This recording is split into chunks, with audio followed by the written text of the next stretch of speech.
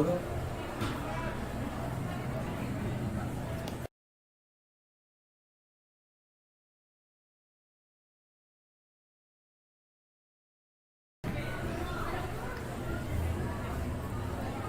Also, doing my controls, right? For the next homecoming varsity football game, featuring the visiting Lake City Timberwolves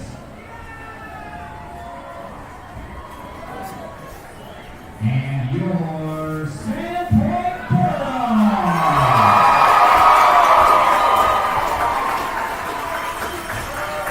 Before we get to the next section, we will all please rise for our national anthem.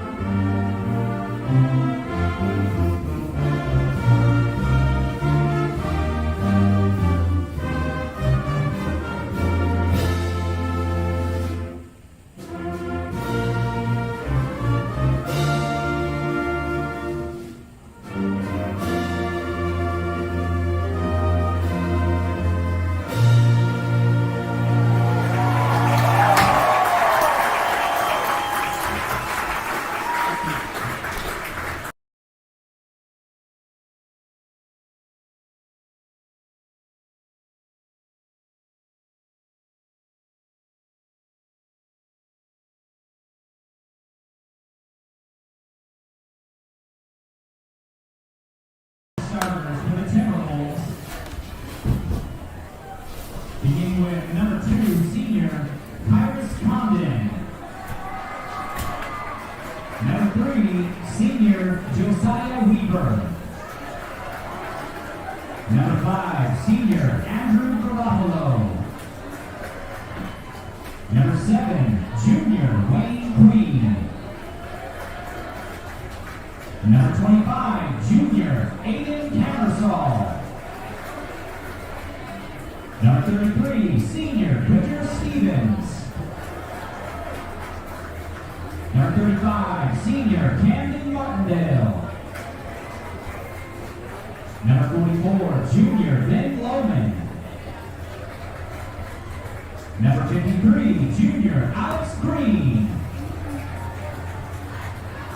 Number 66, senior Xavier Johnson. And number 88, junior Charles Ruggiero. Head coach Brian Falk.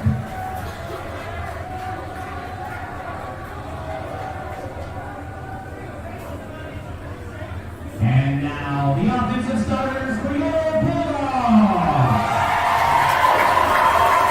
Number 5, sophomore Max Blaine.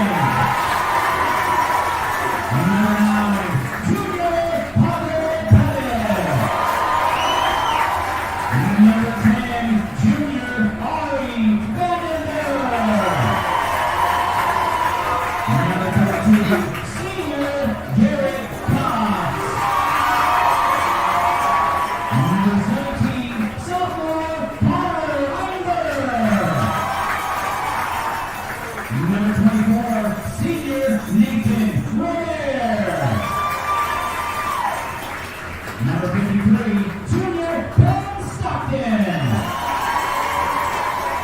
Number 55, junior Carson Labor. Number 62, senior Mike Chapman. Number 67, junior Austin Smith. And number 77,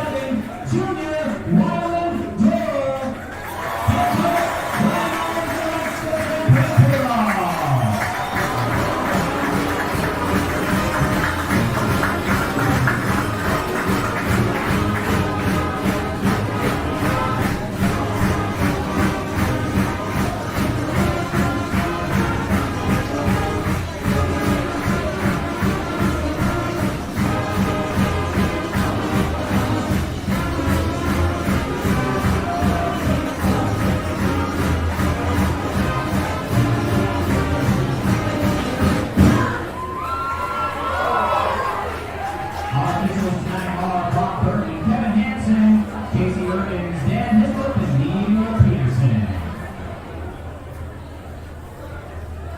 Bringing you the opening kickoff here on Rock 103 and North Idaho's radio. Okay, Jay, let's turn our attention now to the Timberwolves.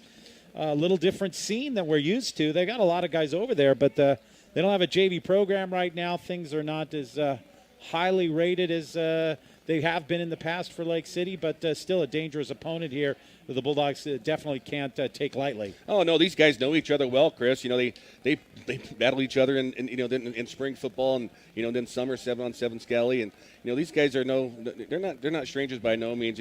Obviously the head coach Fulp he's got his hands full. There's you got all these incoming freshmen. They're choosing to go to Coeur d'Alene or Post Falls in that open enrollment system. So that's, they're a little down. But you know what? They're not short on talent over there by no means. They've got some guys that can flat out play. And, and probably the number one recruit in junior class, maybe behind Parker Pettit, is this kid named Zach Johnson. He's a 6'3", tight end, wide receiver, running back. He's going to be all over the place tonight. And he's one of the fastest kids in the state of Idaho.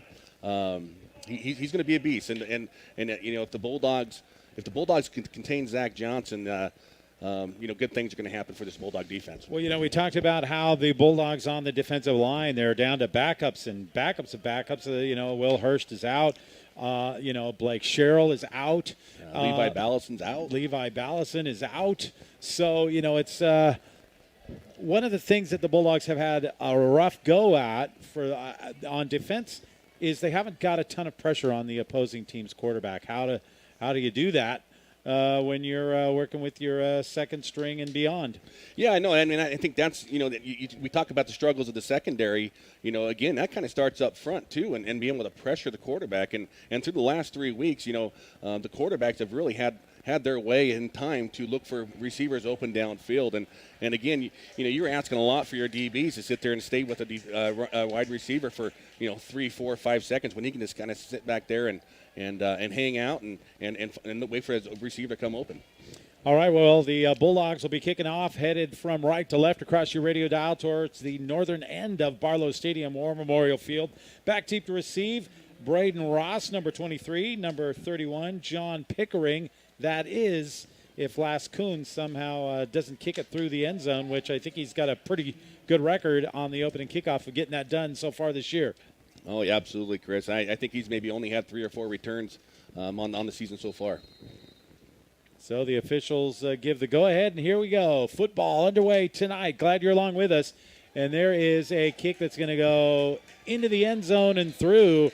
And at the 20, that's where Lake City's offense will start, brought to you by their quarterback, Junior Jackson Pettit, which will only confuse me throughout the game. I promise you that. Yeah, we're going to hear a lot of Pettits in the backfield. Having watched a Pettit, coached a Jackson Pettit, and now a Parker Pettit, and then the other guys have a Jackson Pettit. Yeah, it's a recipe for a play-by-play disaster, I can tell you that right now. You're going to be fine. So here comes Lake City out. They will show up with 4 wides, 1 back. Everybody runs this spread pistol thing practically, it seems. And it's Pettit and his running back, Kyrus Condon. They send a man in motion. It's trips on the near side. And back to pass Pettit. Pettit going deep first play. It's up and incomplete. And a nice job out there, for the most part, by the Bulldog backer on that side, Jay, as the ball was a little overthrown and almost playing center field that time was McCorkle. Yeah, good job right there. McCorkle's, I'm interested to see if McCorkle's going to shadow Johnson all night. Is again, Lake City not going to be bashful who they want the ball, where they want the ball to go, and who to throw it to. As that ball was hung up there by Pettit, and good job on the defense there by McCorkle. So trips on the near side now once again for Lake City. They pitch it. Looking for running room is Condon, the running back. He's pretty fast. He's got a lot of running room as he spits and gets his way right through the middle, almost to the 30. That's going to be a gain of, are they going to give him the first? No, he's going to be, yeah. Yep, they're going to give it to him. 10 yards and a first down. That looked like number 23, Ross, Chris. Did it? Okay, Braden Ross. So. Number 23. Yes, 23. You're correct. Yeah, again, good job right there. Just toss it out to the left side, and he just kind of waits and sees a hole back open into the middle, and he takes advantage of it and gets into that second level and before West Benefield can make the tackle. So 4 wides, 1 back, straight handoff up the middle. Again, switching gears is Ross. He gets maybe 6 on this one, and he's done a pretty interesting thing there. He gets to the line of scrimmage, almost Le'Veon Bell-like, stops, looks for a hole, and then explodes into it. Yeah, again, that's that defensive front there. It looks like we got Levi Ballison out there, which is that number 2 out there at the right side. It is. That's good to have him back. He was ill last game, but again, it's really key to these Bulldogs defenses stay in their gaps and not allow those cutback runs. They're 16 yards on 2 of them so far by Ross. This time they try to run it to the outside, and it's not happening as Lane Dunkel is there to turn it right back inside, and it's a loss on the play. With Garrett Cox picking up the tackle. Yeah, Garrett Cox, and I didn't get number 30, I think, for the Bulldogs in there, Dakota Wilson, who's filling in for big shoes there for the injured Will Hurst. Yeah, no kidding. So that makes it 3rd and 10 after the 6-yard gain, a 6-yard loss on 2nd down. So 3rd and 10, see if the Bulldog defense can get off the field here on this first possession. Now you got Pettit looking for a receiver, trying to run. He's got some room. He's looking for first down yardage. He's not going to get there as he's tackled right at the 30.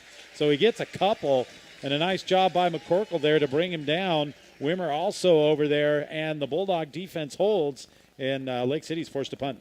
Yeah, good job right there. Some pressure again, that time brought from Garrett Cox off that left end, Chris, and he does a good job of getting in behind Pettit and forces him to the right, and good job covering downfield, forces Pettit to keep it, and the Bulldogs hopefully getting out off the field here and get the ball in the offensive hands. Looks like it is Condon to do the punting, and this kick is a high, very short kick that is going to hit at the 40, take a bounce for Lake City down to the 30, still rolling on the turf to the 28, 29-yard line. That's where the Bulldogs will take over. No score, 9:14 left. This not yet scoring update brought to you by 7B TV, your authorized dish retailer, locally owned and operated and ready to help you, a proud sponsor of Bulldog Sports. All right, Jay, what is Lake City's defense, you think? What's their strength from what you've been able to hear and surmise? Speed. They're gonna speed you. They're gonna cover the flats. You're gonna look. Bulldogs like to swing those little out patterns, and they're gonna try to take that away and force you to go up the middle over the top. I think you're going to look for a big night for Garrett Cox here. If that offensive line can open some holes, you're going to see a big dose of Garrett Cox tonight running the football. Well, Cox is going to roll out. They're going to throw the screen to Vandenberg on the far side. He breaks a tackle. He's got about 5, and he's going to get out to the 34-yard line. Running through the first tackle, it'll be 2nd down and 5. Probably a pretty good weekend at the old Vandenberg house last weekend, huh, Jay? I tell you, it was a little up and down. My son was a redemption. He had a couple drops there. One was costly, but to be able to come back and have redemption really made up for. I think he was a little disappointed himself. But yes, we were very excited for him. So 2nd and 5, and I think we've got into the neutral zone. It's going to be the Lake City Timberwolves, so the Bulldogs will get a free first down out of this one. So out to the 39-yard line. That's enough for a first down. Bulldogs get the first one by penalty. On the near side for the Bulldogs at the wide receiver position, Connor Hinberg and Nathan Robert.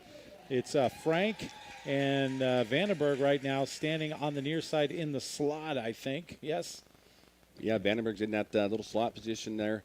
Look for Cox here to run this football. The handoff comes to Cox. He runs right behind where Vandenberg was and gets a nice 4 on first down. 2nd and 6 coming up just underway here. First quarter on Rock 103, North Idaho's radio, and on our websites as well. You can take us anywhere you want. Rock103fm.com, NorthIdahoRadio.com. There's no excuse to not be listening to Bulldog football on a Friday night, except for next Friday, because we don't have a game. Pettit back, looking, throwing. He's got a man. It's Frank. Frank breaks a tackle. He's at the 50s, across the 50s, knocked out of bounds at about the 47-yard line. So that's a nice 13, 14 yards, and the Bulldogs offense looks pretty good early. Boy, looking sharp right there. Again, just one-on-one coverage there on Frank to the outside, and he just beats him on that little 5-yard out, and able to outrun him and pick up about 8 yards after that catch. Good throw by Pettit. So Bulldogs now close in tight. Timberwolves do as well. They hand it off up the middle and to the up back, and that is going to be Cox as he grinds forward for 3, submarining his way through the defense. Well, that T formation that works so well against Post Falls. Really the teams have really kind of zoomed in on that. It hasn't been as successful as the first time that they showcased that in that first game. So 2nd down and 8 after the short gain on 1st down. Bulldogs at the Timberwolves 40. Another handoff, this out of the regular formation, and Cox is in the middle. He breaks a tackle. He's at the 30. Garrett Cox is gone. 10-5. Bulldog touchdown right up the gut. And some great blocking by that offensive line. And then Garrett Cox made the safety miss. Boy, absolutely. Again, they bring Vandenberg across the line. He gets the kick out, but a great job by Laybourne and Durrell up front. And Cox does the rest. He finds the hole, he hits it, and then he's always going to make the first guy miss. You're not tackling with one guy, and Cox takes it to the house. Bulldogs offense off to a great start. So the Bulldogs get the 40-yard gain on first. What was that? 42-yard touchdown run. Thank you. Mr. Burkeberry doing the stats. Extra point up and good. Bulldogs jump out 7-0. We'll be back after this on Rock 103 and North Idaho's radio.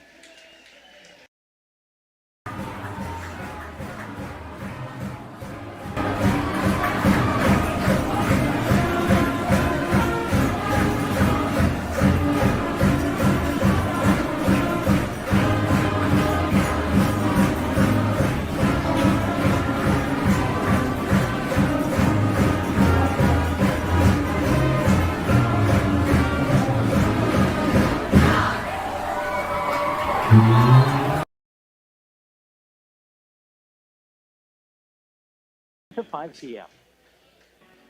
At Super One Foods in Sandpoint.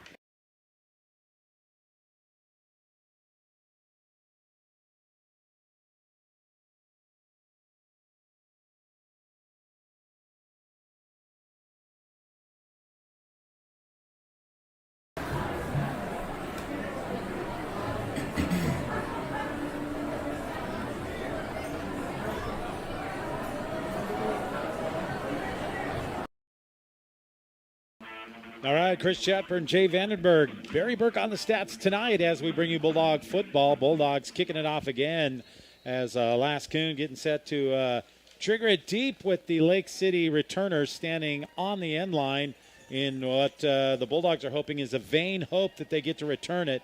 And this one is into the end zone once again. And at the 20, that's where the Timberwolves will take over on offense. Boy, what a weapon! In all my years of watching, Sandpoint football, this is the first time we've had somebody that can do that so consistently. Yeah, it's a surprise when it doesn't go into the end zone. Right. Frankly, right? I think 2 of them he's kind of shanked them and put them out of bounds. And maybe another one came up short, and they got a return. But what a weapon! And we get this transfer in at the last second. He says, "Hey, coach, I can kick the ball." And, boy, he can't. Always nice when you get those transfers. So here we go. Jackson Pettit and the offense back on the field for the Timberwolves. The snap is up and over Pettit's head, and he's going to be sacked at about the 7. The snap too high, and the Timberwolves are facing a big deficit as that one's going to be marked from the 20 all the way back to the 7, 8-yard line. So we'll call that 2nd and 22. Yeah, I was going to say, those snaps have been coming a little high to Pettit there the first series, Chris, and boy, that one just went a little higher and through the hands of Pettit, and the Bulldogs defense gets a big break. His Dunkel right there to make the big tackle on Pettit. There's another high one, but this one is corralled, and there's a run up the middle that's going to get out to about the 10. So it's going to be 3rd down now and 20, and that snap as well. And this Jackson Pettit, pretty tall. He is. He's tall and slender. Boy, nice job right there by Benefield, getting off his blocker and comes up and makes a tackle. Gives up. Bulldogs give up about 3 or 4 yards on that game. Yeah, they call it a gain of 3. So 3rd down now and 19 for the Timberwolves. Trips to the far side, one back. Pettit Looking. Nowhere to throw. Now he thinks he's going to run. Finally, he dumps it off and out of bounds, not even close to anyone. So the Bulldog defense holds again, and Sandpoint should get pretty good field position out of this one with 5:52 left in this first quarter, leading it 7-0. Well, yeah, again, nice job by that secondary, Chris. Is, we talk about the struggles, but so far doing a great job of just nobody open, nowhere to go down the field. Is Pettit's looking, had some time, not a lot of pressure by that front three by the Bulldogs, but no need to. Is that the secondary does their job and forces Lake City another punt. So this time out of his own end zone, it's going to be Condon. Kick is away. This is a good one. And it's going to be fielded by Cox back at the 45-yard line. He's looking for a return. He breaks a tackle. He's at the 50. He's at the 40. He's back to the 38-yard line. And I don't know who made the cutback block on that one, Jay, but the Bulldog did a great job of not laying out the guy chasing Cox and picking up a penalty. Just kind of got in his way. It was McCorkle. It looked like it was McCorkle. He kind of got back there and saw as Cox fielded the ball, just kind of waited. He didn't move and didn't make an attempt to go at him, waiting for him to come. He gave him a good little chuck. But, boy, Garrett Cox does a great job of catching the ball and then finding that seam. And the Bulldogs, great field position here on their second series. Yeah, that's that, blindside block that can get a penalty really quick if you really lay him out because they can't see you coming. So the Bulldogs already set up on Lake City's 39-yard line. Looks like it's Wimmer in there right now at tailback for the Bulldogs. And it's a handoff to Wimmer. He cuts inside. He makes a nice move. He's got about 8. We'll see where they mark him down. It's going to be the 31. So it'll be 2nd down and 2 for the Bulldogs. Boy, nice little stretch play out to the right side behind Chapman and Smith. And boy, he gets the edge there. And then all of a sudden he's got one guy, and he cuts up the middle and makes number 7 for the Timberwolves Queen pay for it as he ends up reaching, and he's holding his arm there. He took a shot by the hard-running Wimmer. Bulldogs have Kuhn in at wide receiver on the near side right now. Pettit feigns the snap. Bulldogs readjust. Everyone looks to the sidelines. 2nd and short. And Pettit back to pass. Looking, going deep. He's got a man out there. It is knocked down. Good defense from the safety on the far side. Knocked away by number 3, Josiah Weaver. It's going to be 3rd and short. Yeah, Josiah Weaver's he's kind of he's that senior. He was the quarterback to start the season. Taking over for Chris Irvin, who was a 3-year starter at Lake City. Tough place, but they see his value on defense, and he does a great job getting over the top and breaking that ball up. So the Bulldogs at 3rd and 3. One would imagine sitting on the 31-yard line, barring calamity, would be in 4-down territory. Pettit takes it up the middle. He's going to get close to a 1st down, but I think he's going to come up short. They'll give him 2, so it's going to be 4th and 1 right at about the 30-yard line. Boy, yeah, just that play action fake there, or the fake handoff that Cox going to the right, just didn't fool that middle linebacker. He just eyeballs Parker Pettit and stands his ground, and no blocking at that second level for the Bulldogs, and puts him in this 4th down and short. So 4th and short, Pettit comes in, drives forward, going for the quarterback sneak. It's going to be close. Ball at the 30, I'll call it 29, probably just enough for the 1st down. Yeah, they're going to put it just over the 29 here. That should be a 1st down. The referee eyes it up, and the Bulldogs have the 1st down. So a fresh set of downs, ball in the near hash mark. Actually, now they stick it back to the middle of the field. Clock rolls with 4:11 left here in the first quarter. Frank and Vandenberg on the near side. On the far side, it's Kuhn and Robert. And it's Garrett Cox in the backfield with Parker Pettit. Fake handoff, looking, throwing. No, Parker has to eat it because the coverage is pretty good, and Pettit's going to get snapped down for a loss. Once again, trying to go deep to Ari Vandenberg, and right now it looks like the Timberwolves kind of just sitting back in a zone, waiting for the receivers to run through there. Yeah, they're not bringing any pressure. Just going to kind of try to handle that line of scrimmage. They're kind of just flatten everything out, Chris. And again, a little stop and go by Vandenberg as they look that way, and but still pretty well covered at second level there by Zach Johnson for Timberwolves. So after the loss of 4, it'll be 2nd down and 14. Pettit back, looking, trying to set up the screen to Cox. He's got it. Cox is at the 30. He's at the 20. He's got a block. He's into the end zone. Nice job downfield for the Bulldogs. Carson Laybourne put a nice block on the one guy who had a chance, and the Bulldogs go up 13-0. Boy, yeah, pretty well executed. Lake City Timberwolves just didn't react soon enough, as the Bulldogs have really made teams pay for on that play. As Cox gets another one of those long receiving touchdowns, just something simple, but he's able to take it to the house. Pretty much untouched for 34. Extra point is up, and it is good as well. Bulldogs lead at 14-0. We'll be back with more football here on North Idaho's Radio and Rock 103.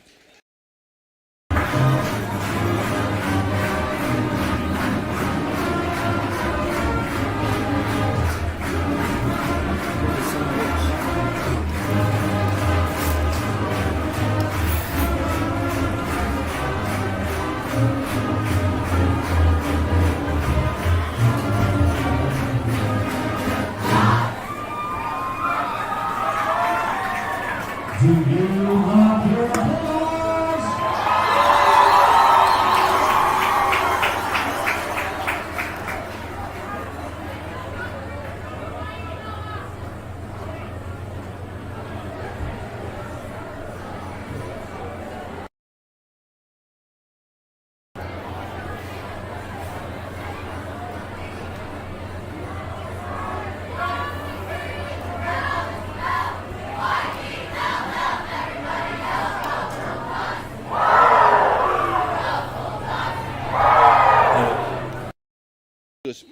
Pretty strong start. The offense looks like they're clicking on all cylinders.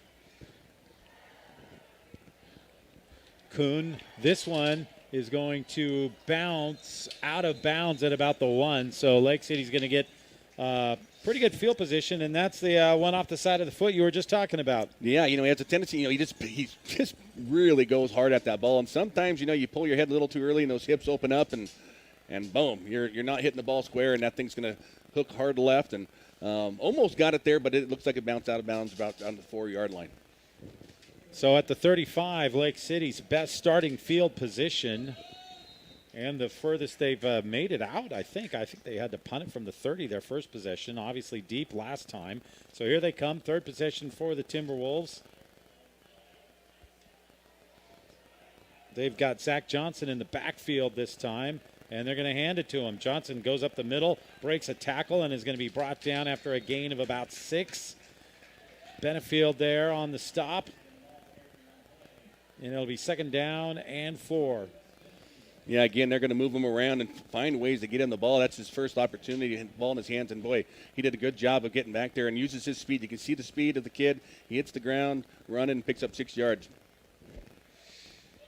So Timberwolves out of the huddle, up to the line. Once again, Johnson in the backfield. 4 wides for Lake City in their white and silvery, old-time Cowboys-esque looking. There's a pitch this time to Johnson on the outside. He stiff arms a Bulldog, and there's going to be a run out of bounds by Wimmer after a gain of 3. So 3rd down coming up for the Timberwolves at the 43, 44-yard line. Just a pitch left. They got the blockers out there. The Bulldogs do a good job of limiting a big play there as, Johnson just runs out of room and pushed out of bounds there by Owen Wimmer, getting his second start of this season.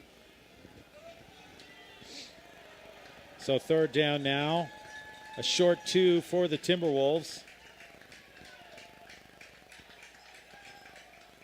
Handoff. Oh, it's a misdirection. Quarterback keeps it. He's going to get a 1st down. Looked like there was a little mishandle, but the quarterback probably just kept that one as the Bulldogs really went after the running back on that 3rd and short. Boy, yeah, he hands it out to the running back. They're going to get thrown for a big loss there, but a good play there by Pettit. He keeps it, almost loses it, able to find a nice little seam. Not much, picks up 4 yards and a 1st down. So the ball out to the Lake City 47-yard line with a fresh set of downs. 2 minutes, 4 seconds left here. Bulldogs up 14-0. Option play goes just about nowhere. Maybe a loss of 1 on that play. And this scoring update here on North Idaho's Radio and Rock 103 brought to you by Sun Rental. proud supporter of the Bulldogs since 1979. They run everything under the sun. Well, yeah, the Bulldogs, he keeps that. He fakes the option out to Johnson to the outside and keeps it in the middle, but he got tattooed there by a Bulldog. He didn't get the number, but he comes up a little gimpy, Pettit does, and, looking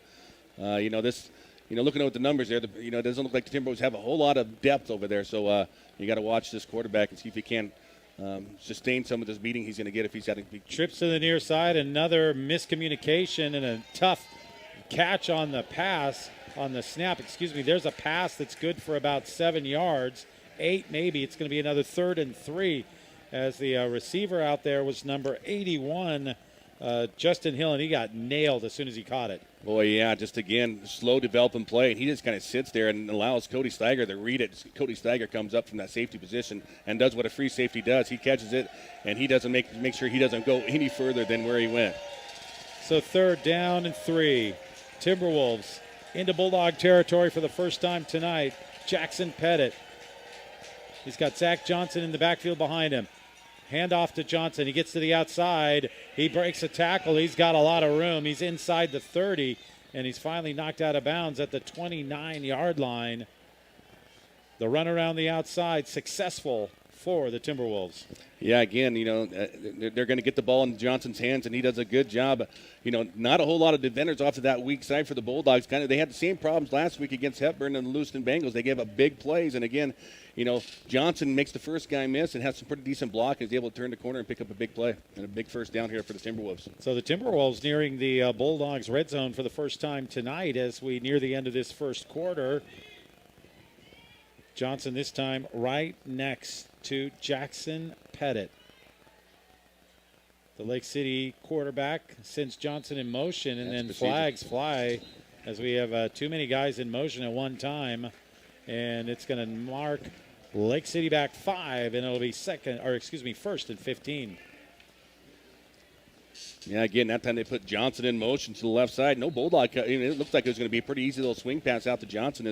Again, nobody follows Johnson out to that flat area, but Lake City just kind of sees it and jumps too early and go back 5 yards here. So the ball at the 34-yard line now for Lake City, 1st and 15. It's Pettit and Jackson in the backfield, or Johnson, in the backfield. Pettit looking, throwing, pass caught on the slant. Pretty easy 10-yard pitch and catch there to the near side, once again to Hill. Yeah, just an easy slant there against Barlow, and a little late to, you're going to take what you give them. You're going to give them the inside, they're going to take the inside. You give them the outside, they're going to take the outside. As again, Hill that time does a good job of reading that, and there's really a pretty soft middle there for that against that Bulldog defense. Nobody there. So 2nd and 5 coming up when the second quarter gets underway. Bulldogs lead at 14-0 here on North Idaho's radio and Rock 103.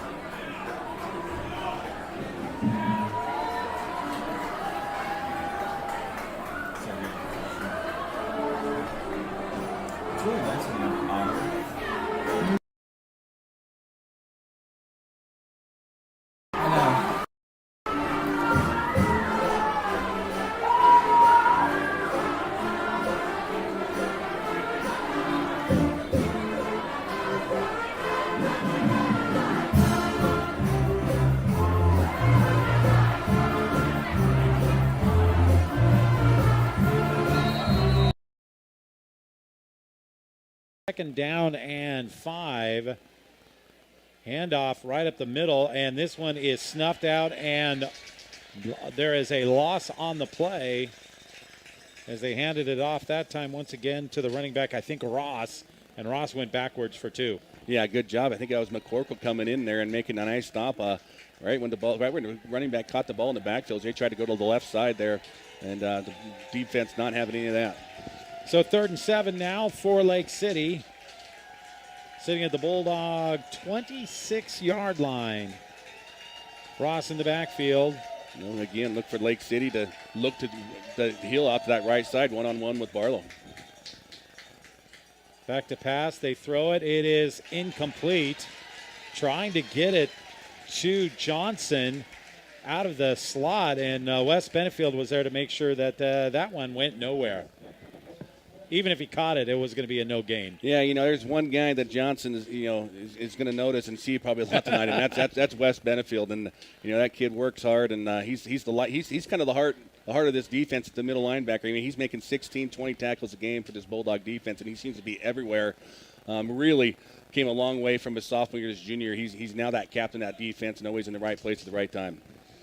So it's going to be 4th down now and 7 for Lake City. Obviously down 14 on your opponent's 26. They're going for it. See if the Bulldog defense can get a stop here. They put Johnson out wide on the far side. They're looking his way. The throw comes to Johnson. He snags it out of the air. Pretty good coverage by McCorkle, but Johnson went up high to bring it in at the 15-yard line. They'll mark him about the 17. Yeah, I'm surprised the Bulldogs don't give him a little help over the top there and roll the one over there, because once he goes out to by himself, they're gonna look his way. He's that kind of a threat, and boy, good throw that time by Pettit to Johnson. So Johnson this time in at tight end with trips to the far side, and Ross in the backfield. Pettit looking, trying to throw it to Johnson again over in the corner, and he is closely guarded. It's thrown away and out of bounds. It'll be 2nd down and 10. Boy, good job that time as they, again, lining Johnson up all over the field, Chris. Yes, tight they are. end, slot, running back. Boy, putting him in all different places, and the Bulldogs doing a good job of finding out where he's at, and that ball just out-thrown, but really well covered there by the Bulldogs. So 2nd and 10, 10:45 left here in this second quarter. Glad you're along with us for Bulldog football. Bulldogs looking to make it 3-1 against the 5As this season. Man in motion is Hill. Another high snap. Hand up the middle, goes nowhere. Nice job. Great tackle there. Looked like Wimmer just shot in and tackled him for no gain. Yeah, boy, that was Wimmer. That's a great read there by Wimmer. Once he sees it, man, he fires like a missile and does a good job of tackling up Ross. Bulldogs leading at 14-0, and this scoring update is brought to you by Jalapenos Mexican Restaurant. For the finest Mexican food on 2nd Avenue and Sandpoint, now with a convenient pickup window. 3rd down. Bulldog defense trying to keep the goose egg on the board for the Timberwolves. Again, looking down the middle, trying to get it to the big receiver. It's incomplete. That time Hill, the intended receiver, and a flag comes in late. Well, I don't know about that. That was real They're late. going to flag the Bulldogs for the hit on the receiver after the ball had gone through. It wasn't much of a hit, that's for sure.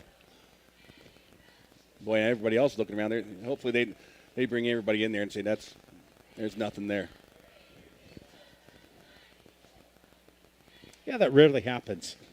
It rarely happens. Especially that's not your play. That's not your call. You're over on the sidelines on the outside, and you're trying to make a call back into the middle of the field where you have two other back judges over there. Now that's their area. So the referee conference continues, and they will pick it up. So sanity reigns. Yeah, get out of my. I'm all over this play. You don't need to throw my flag. If I see something, I'll let you know. That's good. A big break there for the Bulldogs. That's right. Lake City's 4th and long here, and looks like they're gonna go for it. No trust in their kicker, and the Bulldogs defense has a big opportunity here to get off the field here on 4th down and 10, and look for the Timberwolves to look at Johnson again, find out where he's at. Timberwolves going to have to call a timeout. We will keep it here with 10:02 left, and remind you that we have the Columbia Bank halftime show coming your way, featuring the stat page.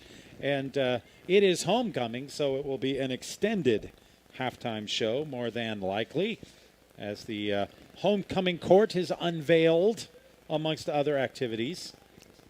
Yeah, now, how does that work? Man, my wife and I were talking about that. Does anybody know who it is, or is it?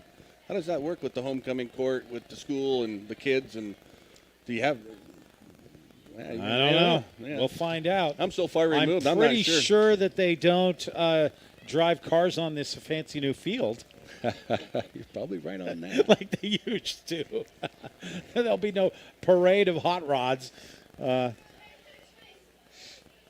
So the timeout is over, and we are set for this big fourth down play.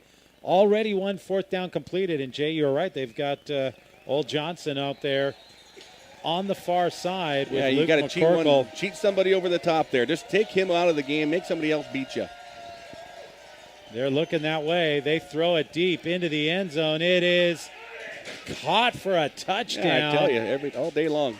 And McCorkle actually did a pretty good job hand fighting him. I think they're going to call pass interference on the Bulldogs, which will be declined.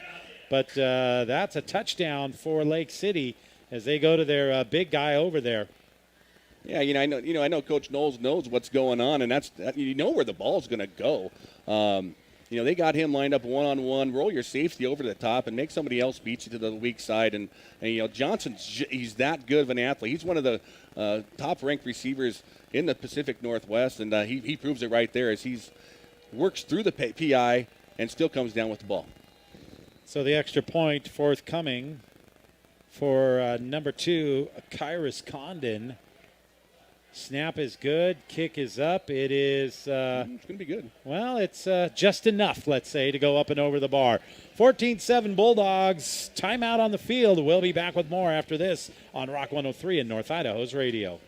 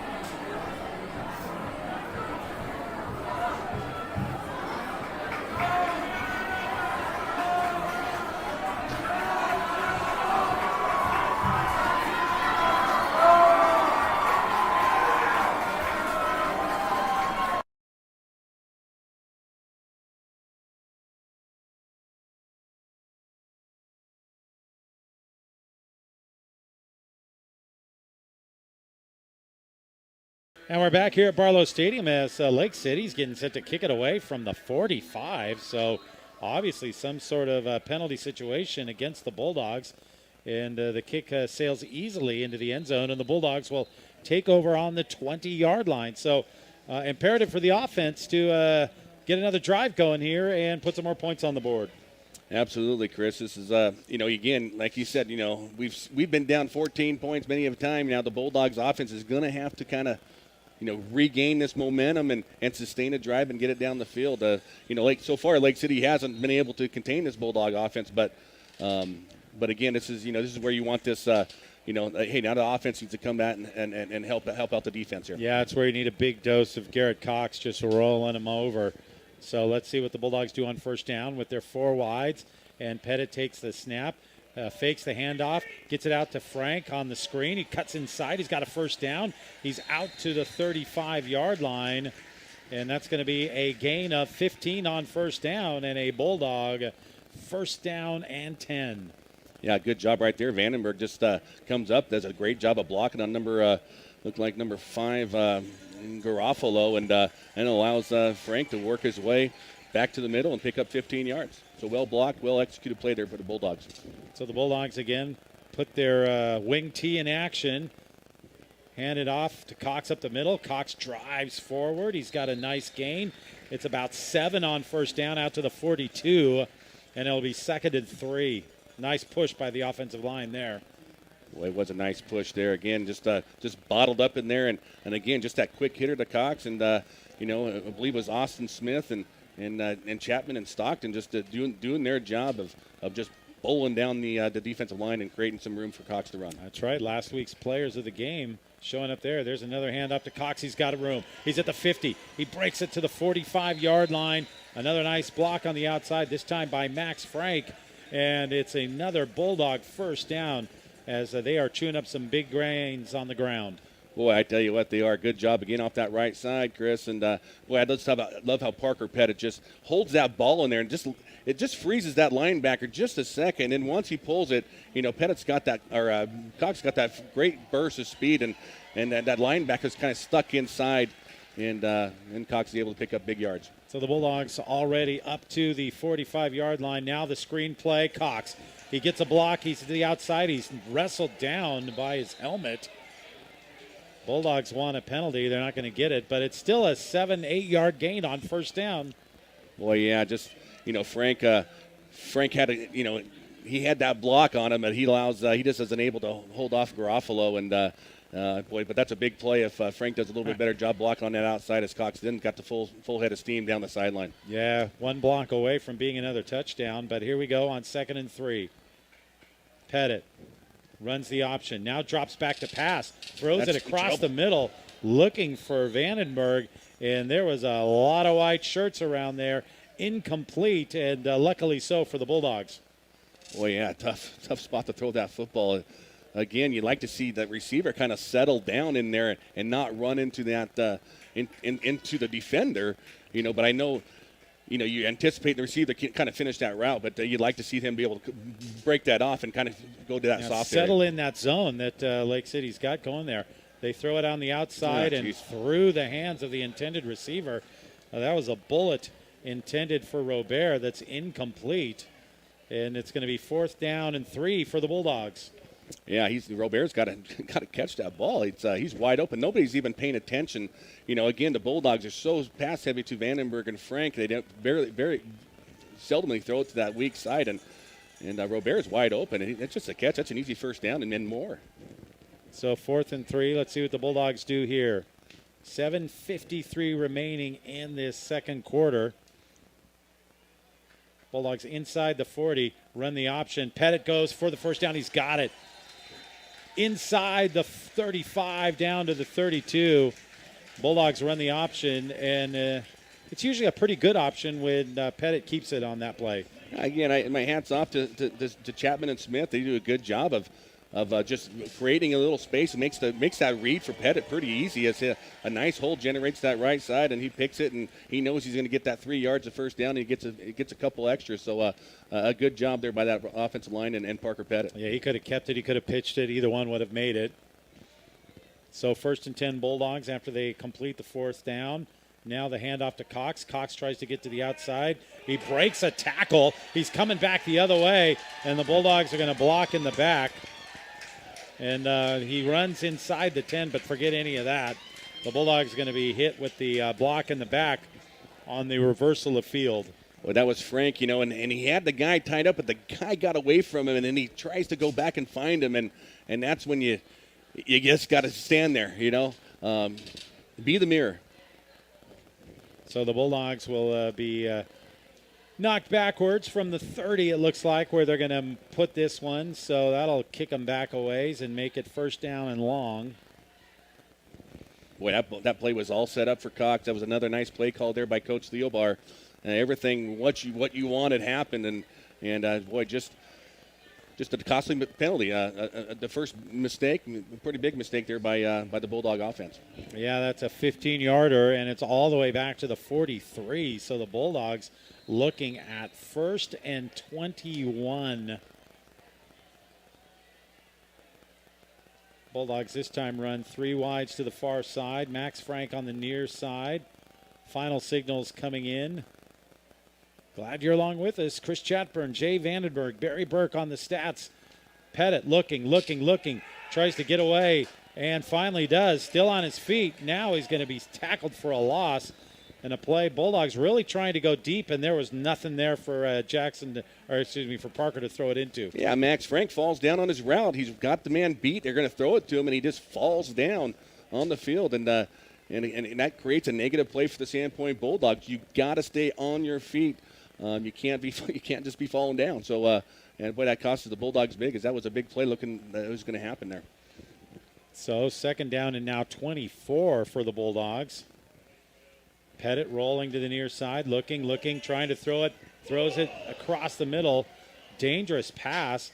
Looks like he had Frank open deep on the cross, but tried to get it to Vandenberg. And again, a lot of traffic around that football.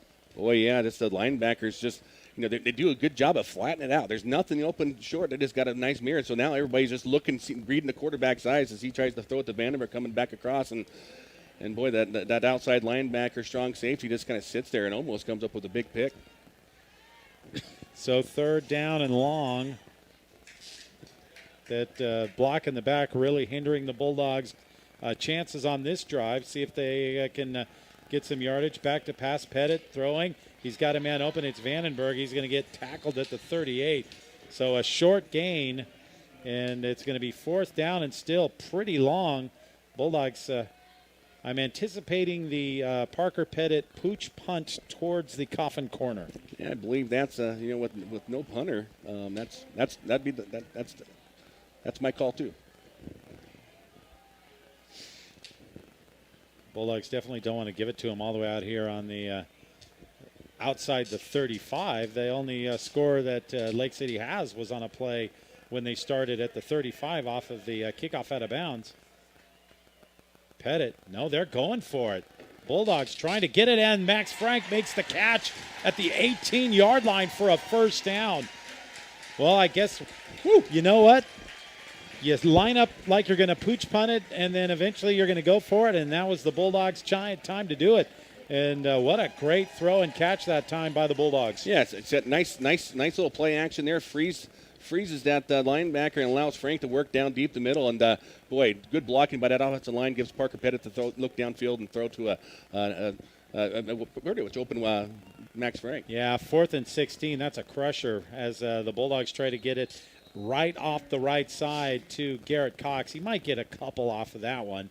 With 4:55 remaining in this first half of play. Bulldogs trying to go up 14 once again. This scoring update with Sandpoint leading at 14-7, brought to you by 7BTV, your authorized dish retailer, locally owned and operated, and ready to help you. A proud sponsor of Bulldog Sports. So they say no gain. 2nd and 10.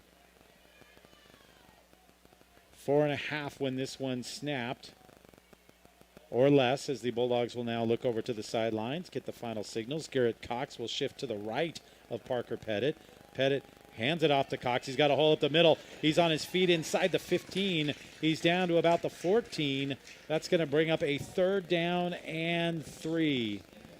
Boy, yeah, just a shoestring tackle there by, the middle linebacker there for the Timberwolves. As, again, Cox gets a nice opening up the middle behind Ben Stockton and Carson Laybourne, and almost gets it outside into the end zone. But, nice tackle there at the feet by the Timberwolves.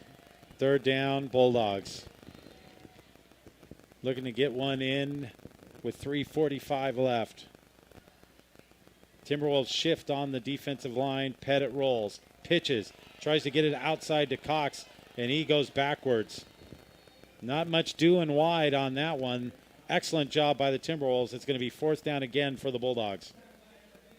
Yeah, you got to think that was a 2-down territory here for the Bulldogs. That the last thing they want to do is lose 5 on that play call. But, good job by that Lake City defensive end as, Parker Pettit gets him to kind of stay with him, but he's able to really make up ground and get back outside and stop a big play by Cox. Bulldogs going to talk about it here as we get set for this 4th down play. Sandpoint with the ball down to the 17-yard line. They need to get just inside the 10, it looks like, for a first down. 3rd down and 7. Of course, tomorrow we've got more football for you here on North Idaho's radio. We've got Vandal football. Vandals playing the old nighttime game at UC Davis tomorrow, with the pregame tomorrow evening at 6 and kickoff from beautiful Cali tomorrow at 7. Vandal win on the board after their open. Student Advisory Council, your friends, tell the Idaho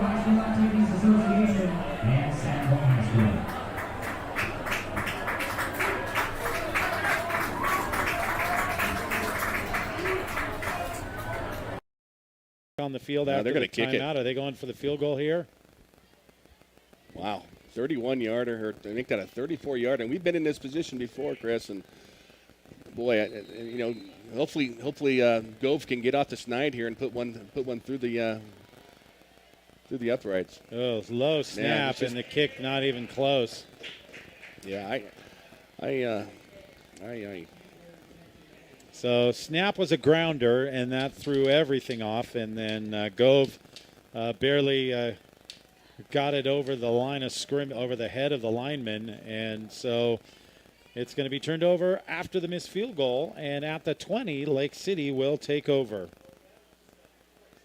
Bulldogs leading at 14-7. And time for the Bulldog defense to step back up and get a stop here. Yeah, giving the Timberwolves life. With 3 minutes to go here in the half, and Bulldogs keeping them around. So 1st and 10, trips near side, running back in motion, empty backfield. Pettit looking, throwing, throws it to guess who out of the slot, and it's going to be a loss as they try to run the wide receiver screen to Johnson, and the Bulldogs all over that one. It'll be 2nd down and 11. Yeah, West Benefield not fooled there, as again he's lined up in that tight end position. They empty the backfield, try to get the linebacker to move out there, but they just dump it off to Johnson. Anyway they can, they're going to get the ball to Johnson, and West Benefield not fooled. So they split him out wide this time as McCorkle goes out to guard Johnson. Trips near side, one back. Pettit looking. Wide open. Throws it to Johnson across the middle, who is wide open, and he breaks past the Bulldog. He's at the 30, the 40, and he's out to the 44. I don't know. I don't get it.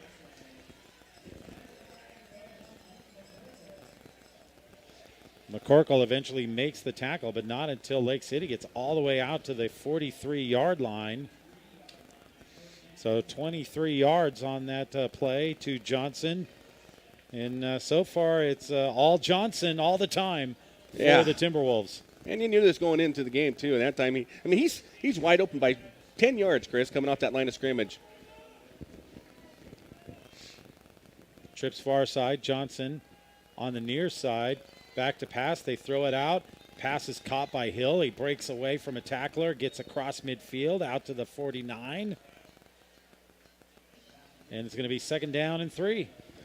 Yeah, the Timberwolves like their situation right now as they get into Bulldog territory here with just the clock ticking inside 2 minutes, Chris. And a lot of cushion for the receivers, not a lot of pressure. Pretty easy for the quarterback, Pet, to sit back there and throw some darts out to some wide open receivers. All they got to do is catch it and turn upfield. They're going to get some yardage. So 2nd down and 3. Handoff. Delay up the middle. Not much doing. Might get a little bit. It's going to be 3rd down now and short as the clock winds down to a minute 35. Both teams with 2 timeouts remaining. Timberwolves will get the ball at the kickoff here at the start of the second half, too. No, the Bulldogs get it. They kicked off to start. That's right. You're right. Bulldogs kicked off and got a stop on the first possession. So Sandpoint gets it started the 3rd quarter. 1:10 left. Clock still running. 3rd and short. Another handoff up the middle. Enough for a 1st down, but not much more. Down to the 45. One would imagine that Lake City would call timeout. They do. With 1:03 left in the first half, we'll take one as well. Be back on North Idaho's radio and Rock 103 after this.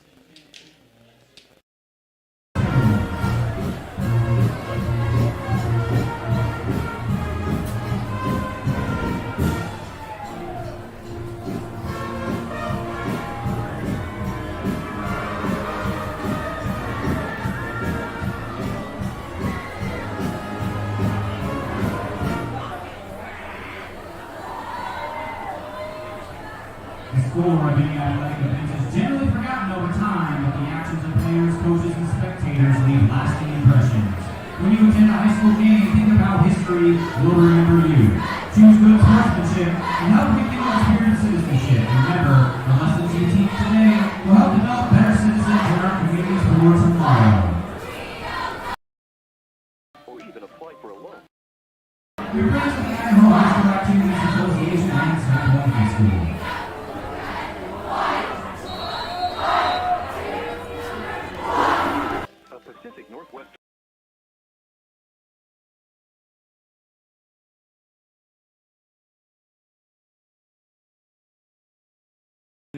Jackson Pettit just heaved it deep to no one as his receiver kind of cut off the route.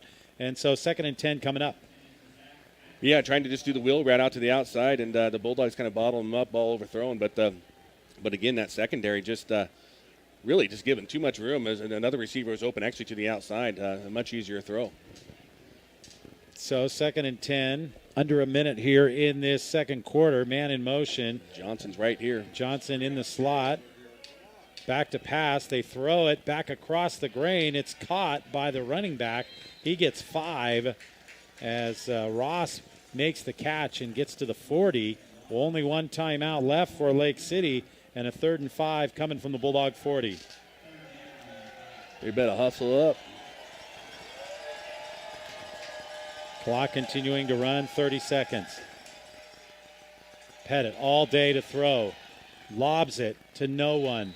Incomplete. It's going to be 3rd down now. 4th down. Oh, it's going to be 4th down. Excuse me. You're right. 4th and 5 with 27 seconds left. They have a pretty good idea where they're going to go with the ball. Where they're going to go with the ball. Yeah, they're going to line up Johnson wide, probably to the far side, and then just lob it up to him. They've done it on every 4th down play so far. And we've got a timeout on the field. That's a wacky timeout here on 4th down by Lake City. We'll keep it here with this scoring update. Bulldogs still leading at 14-7, and this scoring update is brought to you by Interstate Concrete, a proud sponsor of Bulldog football for more than 30 years. So, interesting timeout. The clock had stopped, but on this 4th down, I guess Timberwolves want to talk it over. Of course, if they complete one downfield inbounds, clock will roll. Well, if it's a 1st down, Chris. Well, it will stop for the setting of the chains. But our chain gang shows an incredible amount of speed in these key situations when they need to get set. No? They do. They're probably one of the best chain gangs in the state of Idaho. Jeff Byer, Cliff Irish, Rusty Irish. Been at it for a long time. I mean, when I think speed, I think Cliff Irish. I always have. Yeah, oh, yeah, absolutely. Played softball with him for many years. He could motor. When I first came to town, he used to play for the co-op team back in the mid-'80s, the basketball team.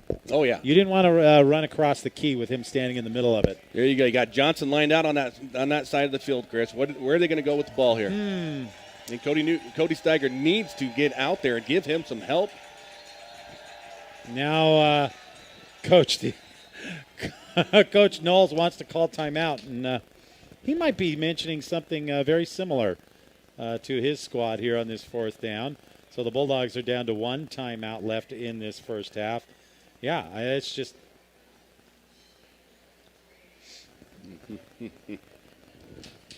yeah, again, the Bulldogs had a chance here to get out the field up 14-7. Lake City's done a good job here in the second quarter of taking the air out of the ball. They've really possessed the ball here for quite a bit here in the second quarter, Chris, and kind of got the defense on their heels a little bit, coming up with some plays, keeping them off balance, and Johnson's just been huge. Yeah, it's been Johnson all over the place. They've run him out of the backfield. They've thrown him at tight end. They split him wide as they do once again this time. And let's see what Coach Thielbar has to say there. Or excuse me, Coach Knowles, Coach Benefield. Again, they're going to leave him one-on-one to the outside. So 4th down. Back to pass. Double move. And the hit as he throws. Ball is up, and it is caught. No, it's incomplete. Incomplete, but they want pass interference, I guess, is the problem, huh? So the Bulldogs now have 20 seconds. Wow, it's amazing that ball could get anywhere near the intended receiver as Pettit was hit as he was throwing it. Boy, yeah, just going to that double move. Johnson is lightning fast. The boy can cover 100 yards, and he's probably the fastest kid in the state going into his junior year. He actually beat Braden Kappen in one of those races last year before hurting himself. But boy, the Bulldogs dodge a bullet there. So 20 seconds left here in this first half. Bulldogs come out not looking like they're going to take the air out of the football here on 1st down at the 40. Timberwolves showing maybe a blitz. They back out of it, but Pettit's running for his life, and there's a flag down, and Pettit as well. And I would imagine this would precipitate, as Pettit comes up limping a little bit, a kneel down with 14 seconds left. Yeah, everybody for Lake City's back other than the front four. They're bringing pressure, and they actually get the pressure on Pettit. And Pettit's a little gimpy out there. It looks like maybe his left hip there as he gets thrown down to the ground on that sack. But he's got to realize that pressure, and he was kind of casually just kind of started rolling to his right side, but he needed to sprint out of there a little bit quicker. But all for naught is that's a holding call against the Bulldogs, and this is a situation, put their knee down and go into halftime with the 14-7 lead and kind of regroup here in the third quarter. So 9 seconds left. Pettit up under center this time. And that's going to be your first half of action. No play elapsed.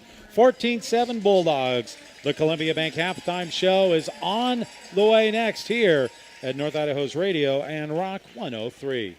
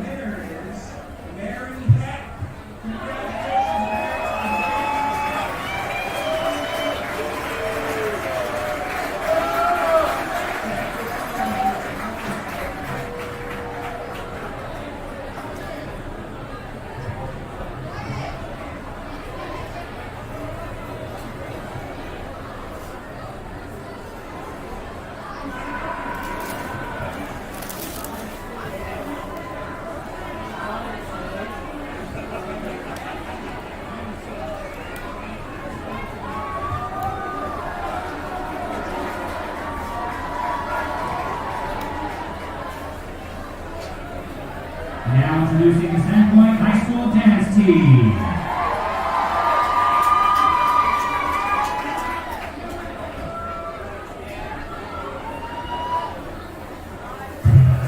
Who spreads faster than the virus is fear.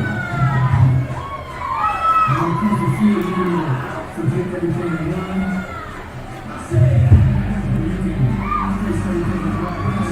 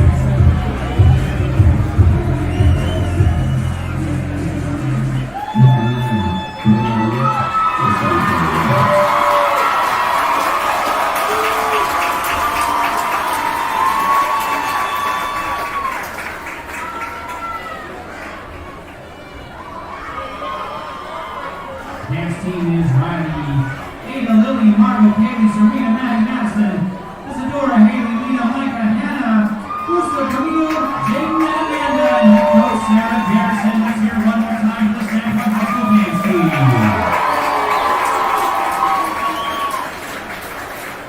And now let's welcome the Sandpoint High School cheer team.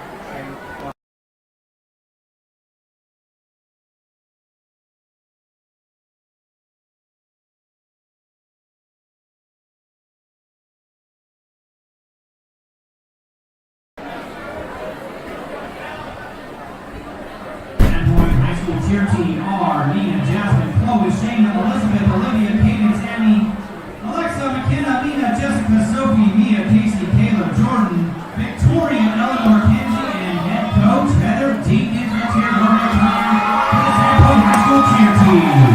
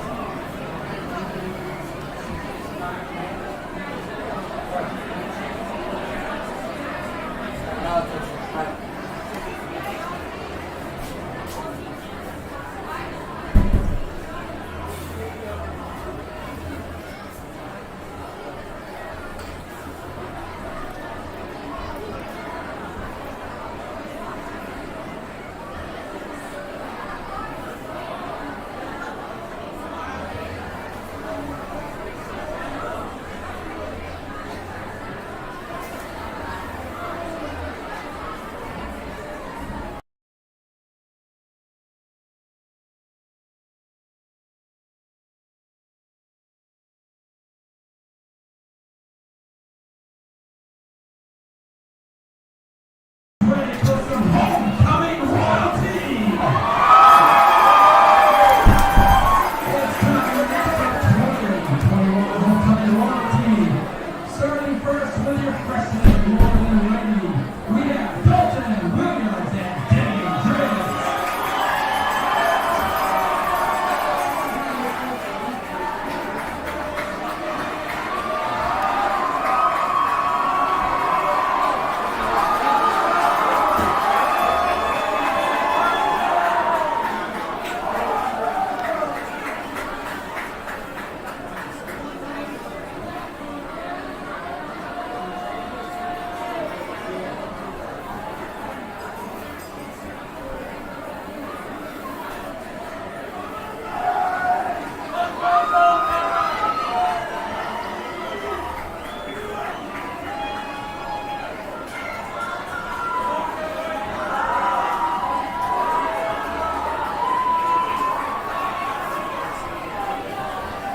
Let's hear it for Lauren Whitney here one more time.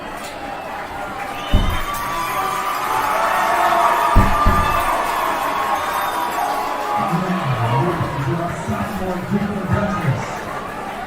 We have Clyde HoCo and Aaliyah Struck.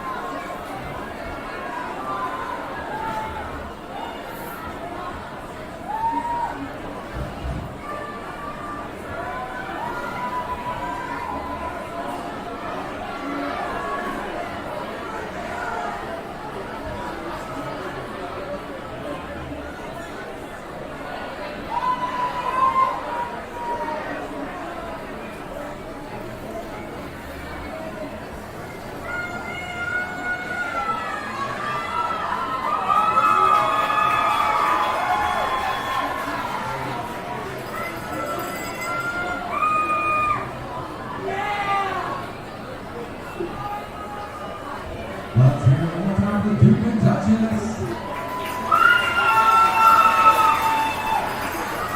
Next up, the junior class, Prince and Princess. We have Isaac McCray and Savannah Cooper.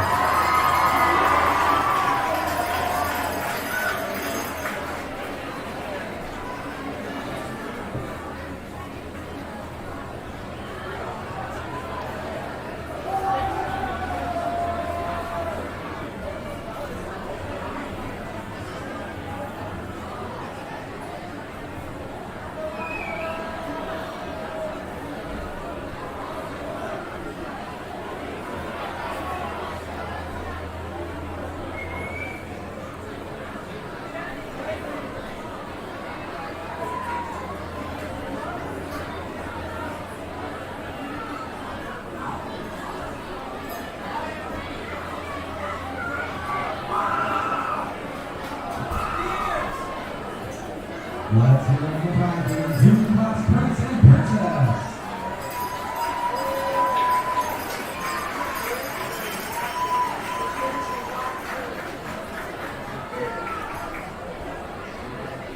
Now we get your senior class nominees for the king and queen.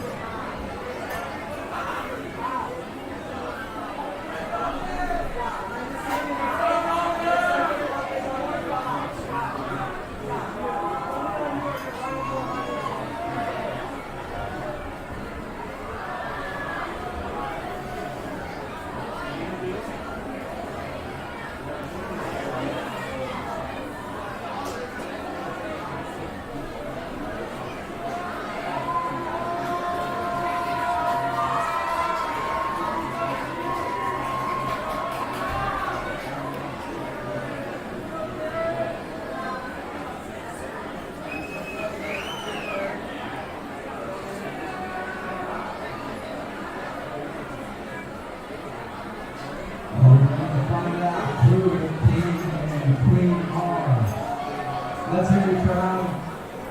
You guys ready?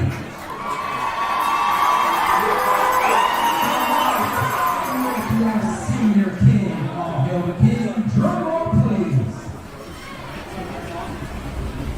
Your king is Garrett.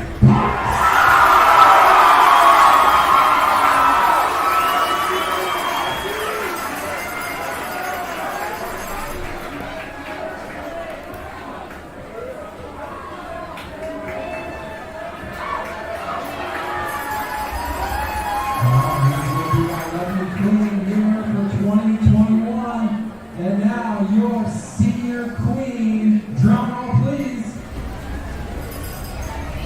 Miss Erin.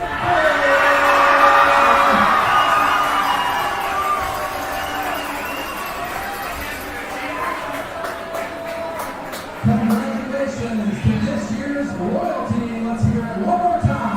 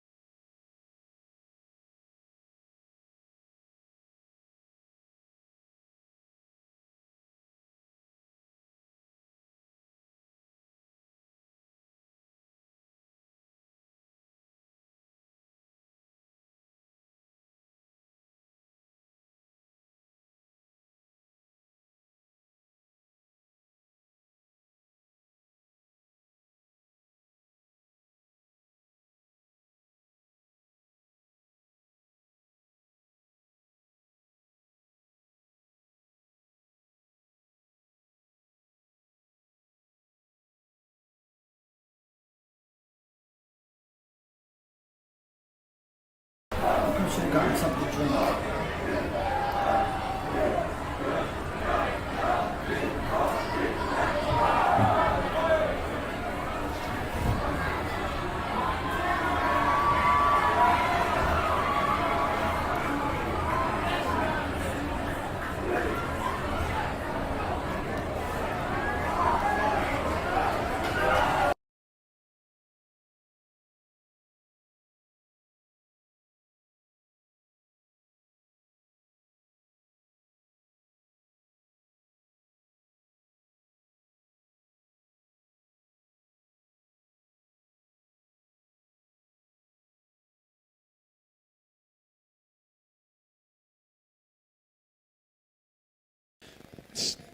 Bad decision by one of their blockers on the outside. They probably would have 21 points on there. It's not like Lake City did anything for that. The Bulldogs put themselves in a down and distance that was just too hard to overcome. Yeah, fourth down, and what was it? Fourth down and 14, and they got a one-on-one with Zach Johnson, and they made the Bulldogs pay, and that's their lone touchdown in the play. But the Bulldogs do everything right up until that athlete is comes up and makes a big play for him. So Lake City's going to have to kick it away here to start this contest in the third quarter. And the Bulldogs will send Dunkel and McCorkle back deep to receive. Looks to me like it is going to be number 35, Camden Martindale, the tight end defensive lineman, with the interesting number of 35 to do the kicking. And it's going to be a short kick. It's going to be taken by McCorkle on the run at about the 15. He fakes the handoff and keeps it. He gets to the outside. He's at the 30. He's going to be run out of bounds at about the 35. And that's where the Bulldogs will take over.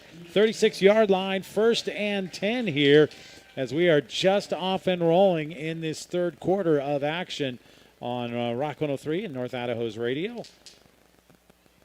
But this drive here to start this third quarter, it's a big one, Jay. Bulldogs go down and reestablish that 14-point lead. I like the Bulldog chances. Oh, absolutely. I think I don't know if there's enough big plays by Johnson to be had to overcome. But the Bulldogs really just ball control, a steady dose of Cox here, and put some points on the board. So the Bulldogs have their 4 wide standard set. Pettit hands it to Cox. Cox right up the middle. Cox moves forward. Cox spins. Cox continues to fight forward. That's good for 14, make it 13, and a Bulldog first down at the 39. Yeah, again, just a good job just out off the middle behind Ben Stockton, and then he's able to get out to the right side behind Smith and Chapman, and does a great job just picking up 8 yards, gets hit, and then takes another 5 yards just of guys hanging on him. You have guys trying desperately to bring him down. The homecoming king. Officially now as he enters the second half of play. There's another handoff to Cox up the middle. This time from behind. He's going to be dragged down after a short gain of 2. Across the 50 to about the Lake City 49. Yeah. Actually, they'll mark him right at the 50. Yeah, this is just about a yard there on that carry. That time, we blocked the defensive end on that right side. He just isn't fooled by the ball fake, and he just falls him down, and he's able to stop Cox after 1 yard. So 2nd and 9 for the Bulldogs. Pettit looking, throwing. Got a man out there. It's caught by Frank. Frank's going to get another Bulldog first down. He's still on his feet. Should have been tackled for a gain of about 4, but he's going to get down to the 35-yard line as he just refused to go down, and the Bulldogs have another first down. Yeah, good hard-nosed running there by Frank, who just catches the ball about 2 yards downfield and does the rest on his own. But, boy, you got to love the look of that young sophomore there. Yeah, he basically just pulled himself away from the would-be tackler and got about another 10, 12 yards down the sideline. So the Bulldogs already inside the 35 of Lake City. Pettit and everyone looking over to the sideline, save the linemen who are just hanging out, waiting for the snap in their 3-point stance. Vandenberg in the slot, 3 wides, Frank near side, handoff, Cox. Cox has a hole, he's at the 30, and knocked down there. Nice tackle by Kyrus Condon, and it's going to be 2nd down and 6 after the gain of 4. Yeah, good one right there. Just that second level. I think Vandenberg missed that first guy coming over, and he took the second guy, and the first guy was the one that is able to come across and tackle Cox there. But again, a nice job there on first down, 4 yards. Pettit looking over the defense, clapping his hands, taking the snap, dropping back, faking, going deep. He's got a man open. It's Frank at the 10. He's into the end zone. Little out and up, and the Bulldogs fool the defensive back for Lake City. And just like that, 1 minute and 54 seconds into the third quarter, Bulldogs, as requested, put it in the end zone. Boy, nice little answer there. Again, Lake City really doesn't like to have anything happen in that flat, in that middle area. Vandenberg takes 2 defenders to the middle, allows Frank to work one-on-one with that little out and up, stop and go, whatever you want to call it. But he blows by the corner and a big touchdown play for the Bulldogs. Yeah, Pettit put the fake pass on, and the defensive back bit. This extra point is up and good by Gove. 20-1-7 Bulldogs. 10:06 remaining in the third quarter, and this scoring update is brought to you by Sun Rental, a proud supporter of the Bulldogs since 1979. They rent everything under the sun. And Jay, we've got a week off next week, and then it's down to Moscow for the games that really matter as far as whether you're going to make it to the postseason or not. Absolutely, yes. And the Bulldogs. Moscow and Lakeland, taking more of the easier route. They schedule a lot of 3A, 2A teams.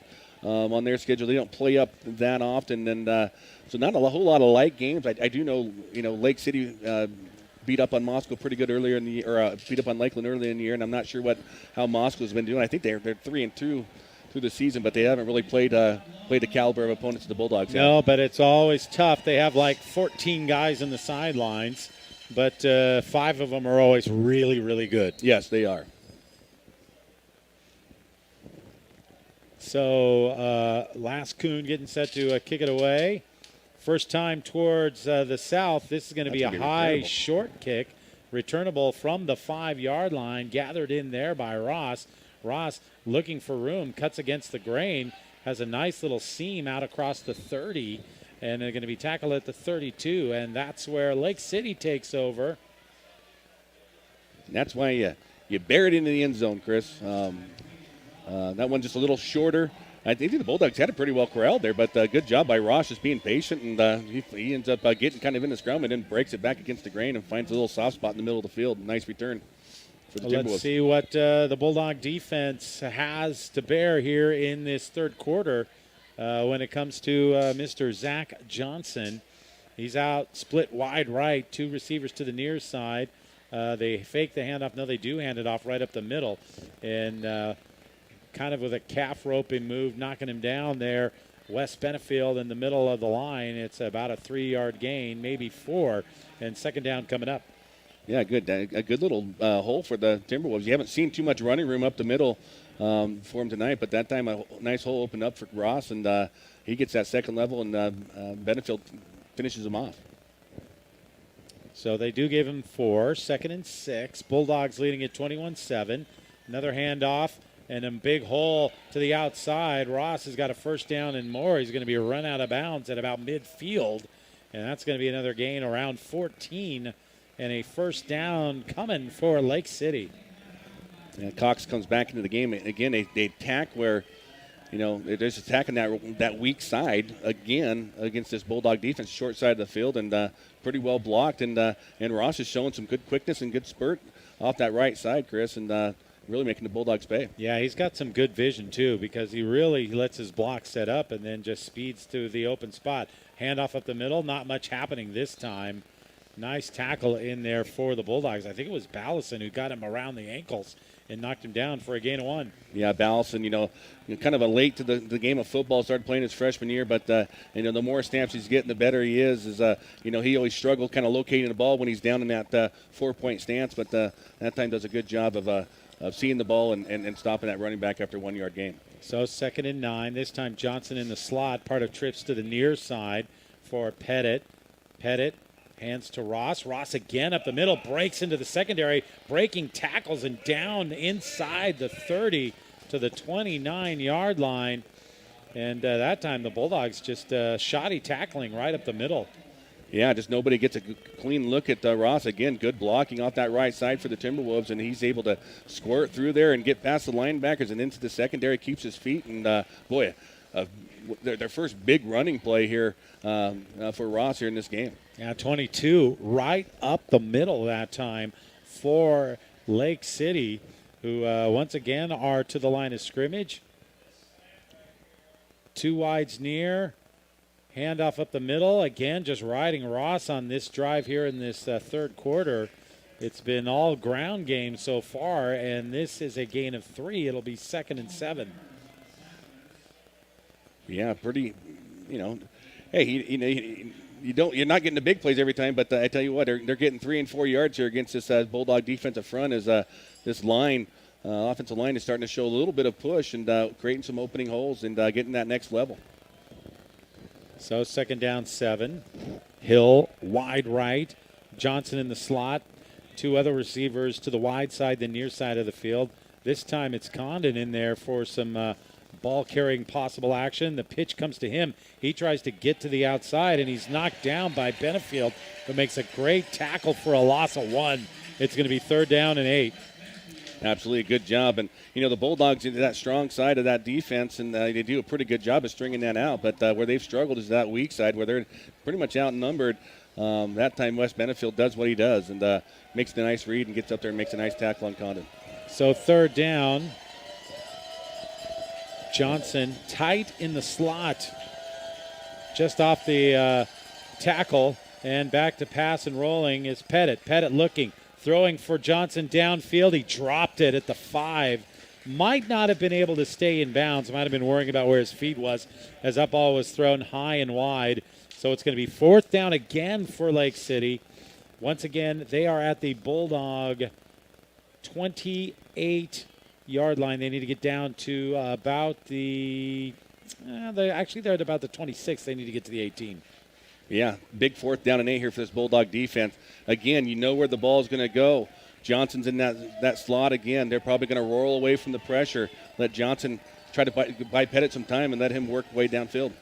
Pettit back, looking, trying to throw, throws it to nobody. Bulldogs hold.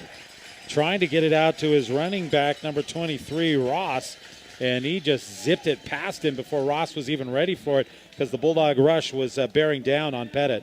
Yeah, he had some time. He's looking downfield, and then just nobody comes open as that pressure gets to him, and almost kind of a no-look Patrick Mahomes would throw there as he just kind of throws it out there wide of his intended receiver. To quote a politician long ago, I've seen Patrick Mahomes, and Jackson Pettit is no Patrick Mahomes. He's not.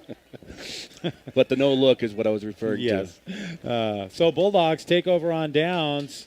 Cox, fake handoff to him. They throw it to Frank, who's going to be knocked down immediately. Might lose a yard. Maybe got back to the line of scrimmage as the Bulldogs tried to throw the wide receiver screen.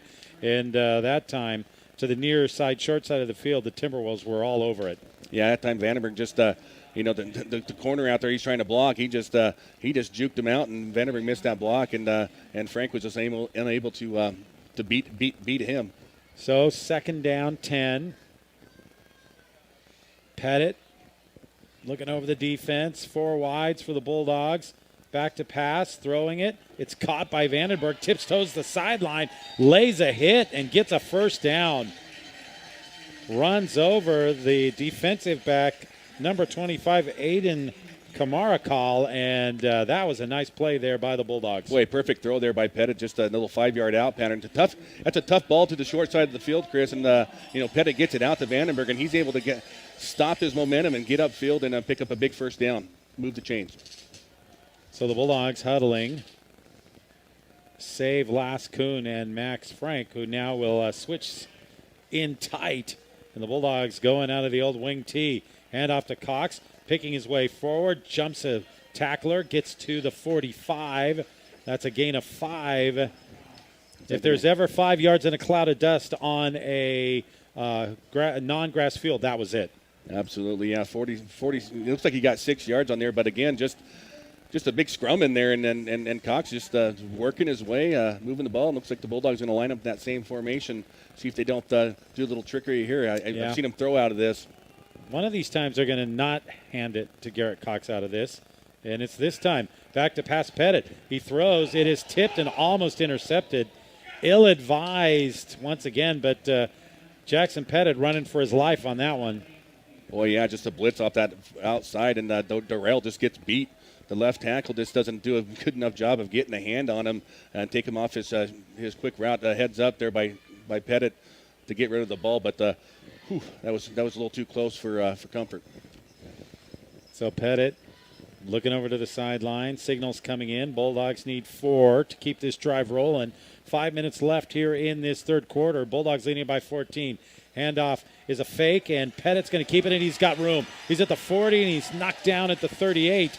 That is a Bulldog gain of 19 and a Bulldog first down. Nice to see the Bulldogs call Pettit's number here. He's just as dangerous with his legs as Cox is, and that time gets a good job, pulls that nice play fake to Cox and keeps it and gets in that hole quickly and picks up a big Bulldog first down. So the Bulldogs line up tight again on the first down. Signals coming in. Board with the pictures deployed. Up under center, Jackson Pettit. Hands it off to Cox. They grab him from behind on his jersey, and he still manages to pull guys forward for about 4 yards. Man, he didn't have any chance really to go behind Carson and Darrell there, and but somehow he's just strong, and he uses that low center of gravity and leverage, and just drives and picks up a nice 3 yards. If he had the Earl Campbell breakaway jersey, he would literally be unstoppable. Yeah, just saw that. Wasn't that like 50 years ago or something? 3:55 left here, third quarter. Bulldogs looking to add to their 14-point lead. There's another handoff to Cox, this time off the right side. He's inside the 30, down to the 29, and the Bulldogs lead it 21-7. This scoring update brought to you by Northwest Auto Body and Towing, with 2 locations to serve you. Sandpoint and Ponderay since 1976, providing quality repairs throughout North Idaho. Yeah, again, the Bulldogs here in that 2-down territory. This is where you do not want to go backwards. You want to pick up. You don't want to make this a 4th down and long situation. 3rd and 1. Pettit keeps it, rolls, looks, throws it right to Lake City. It's an interception. It's Johnson stepping in front of the intended receiver. Bulldogs. I just don't get it. 3rd and 1, and you're going to throw the ball. Hand the ball off to Cox. Just get the first down, keep the chains going. I'm not second guessing the play call. Just a little risky. You put the ball in the air in a situation like that. So the Bulldogs, it's the first turnover of the football game, and Lake City will have it at their 29-yard line. And just a great play by Johnson there to read the pattern and step in front of the receiver. Absolutely. The Lake City Timberwolves have new life here. The Bulldogs up 14, but a chance for the Bulldogs to really extend this lead as they were really moving the chains on the ground. Pettit, high snap, hands off. Another roam for Ross. He tries to get to the outside. It's going to be a fairly short gain, but he's still going to get, actually, once they finally bring him down, he's got 6. Looked like he should have been knocked down after about 2. Yeah, no, he was able to kind of spin away. A lot of arm tackling out there as the Bulldogs never really got a good look on Ross, who's shown his elusiveness, but he comes off the field. He's a little gimpy there after that run. A break for the Bulldog defense. So 2nd down and 3, as looks like Ross is getting the old cramp treatment on the far side.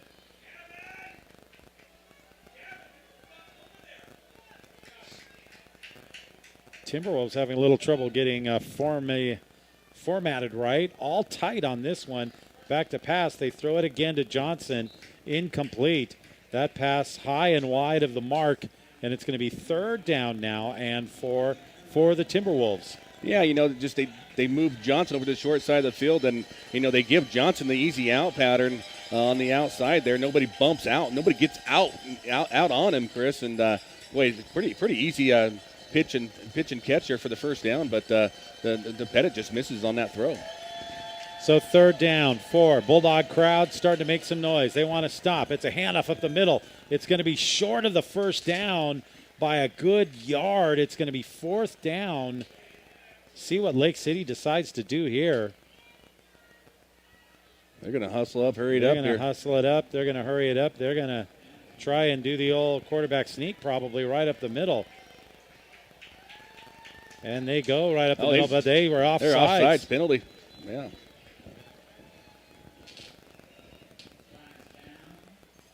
Or maybe the Bulldogs were offsides. So the easy 5 gives the first down on 4th and 1. Looked like they probably had it nonetheless. This will mark it out to the 44 as we near the end of the third quarter.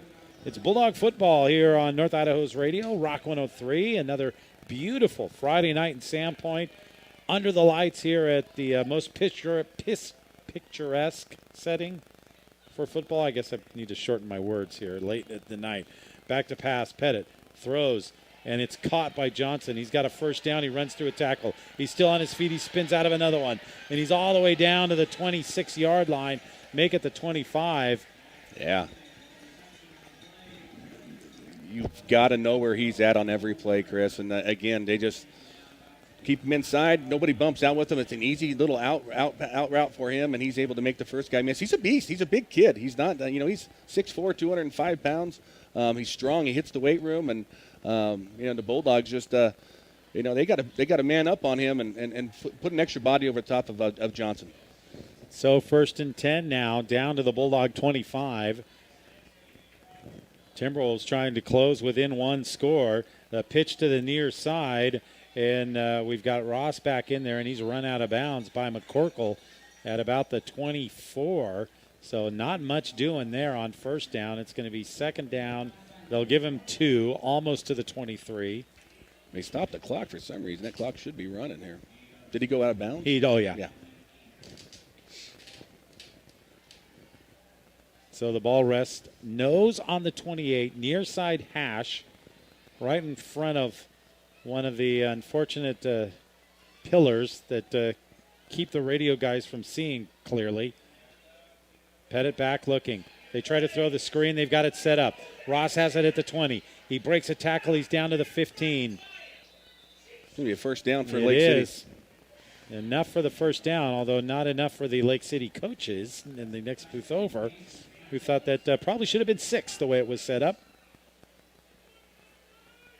Move the change here. The Bulldogs, Lake City's doing a good job.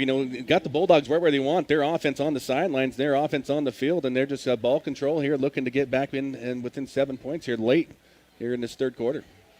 So Pettit, he's got Ross right next to him. Johnson's in the slot. A whole host of Bulldogs in his general vicinity.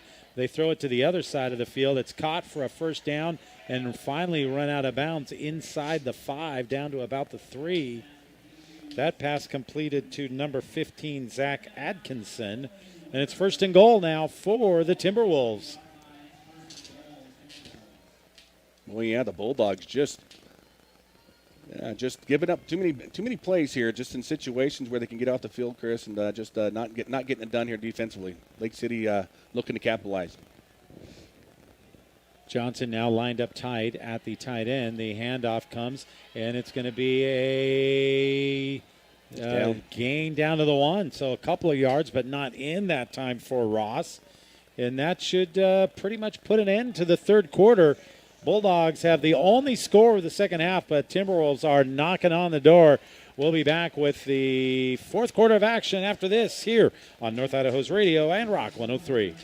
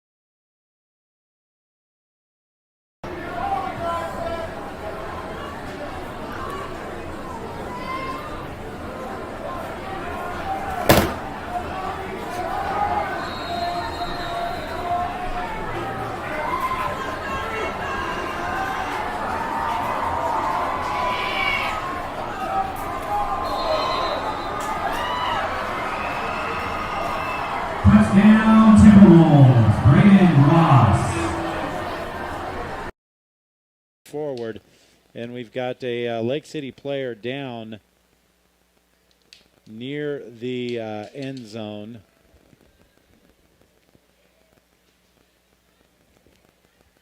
And lots of folks over there. So Lake City, pending the extra point, will be back within 7.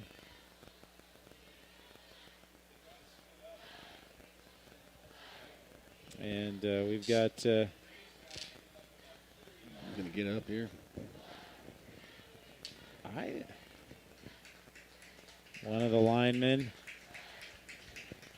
limping off the field. He's trying to get back to the huddle, but they're going to make him continue off the field as he heads out. So the extra point forthcoming. And just 3 seconds into the fourth quarter, it'll be the onus back on the offense, Jay, to extend this lead back out one more time. Yeah, we've really had our way with their defense. We've had many opportunities. We've just undone ourselves, Chris, and that's really frustrating.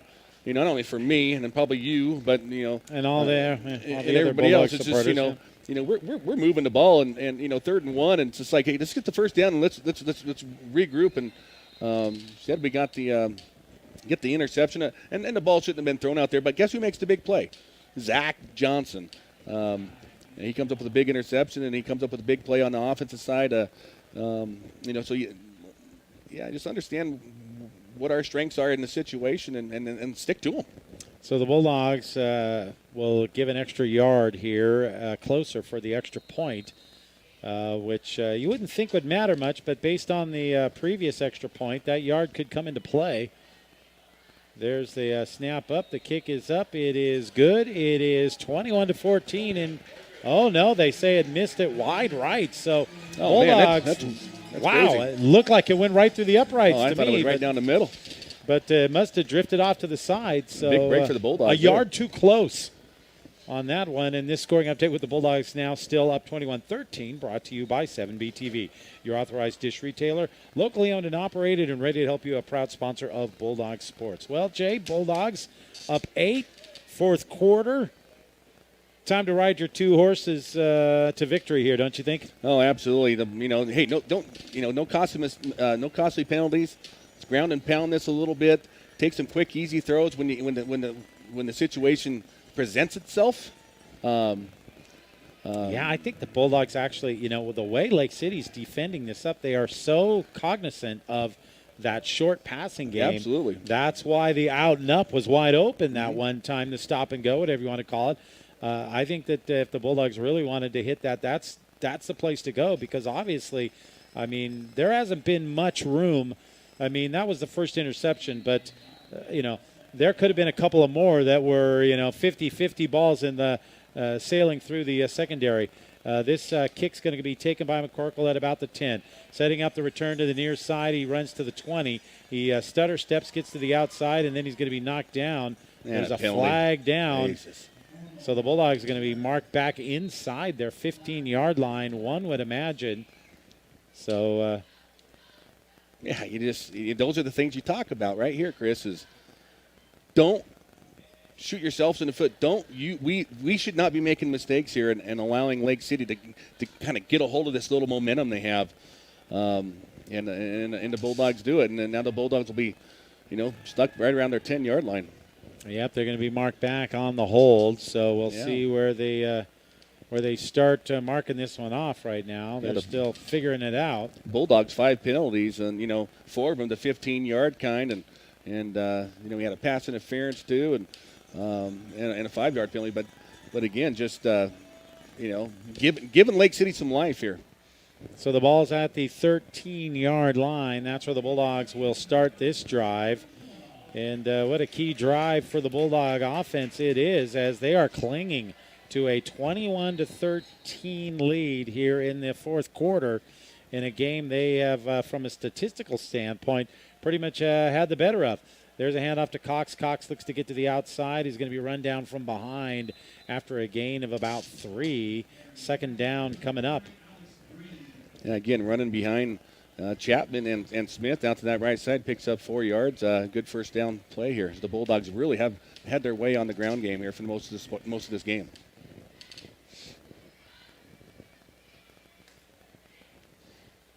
so. Gotta like the one-on-one here Pettit. with Frank.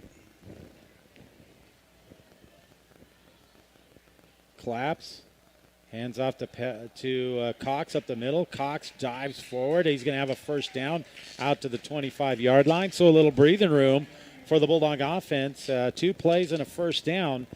The Timberwolves have yet to stop the Bulldogs' running game. No, they You have have to not. stop it. You have to stop it before you go away from it, right? And I kind of said that in the pregame. It's, a steady dose of Cox in this situation. This is the way how we're going to win the game. So.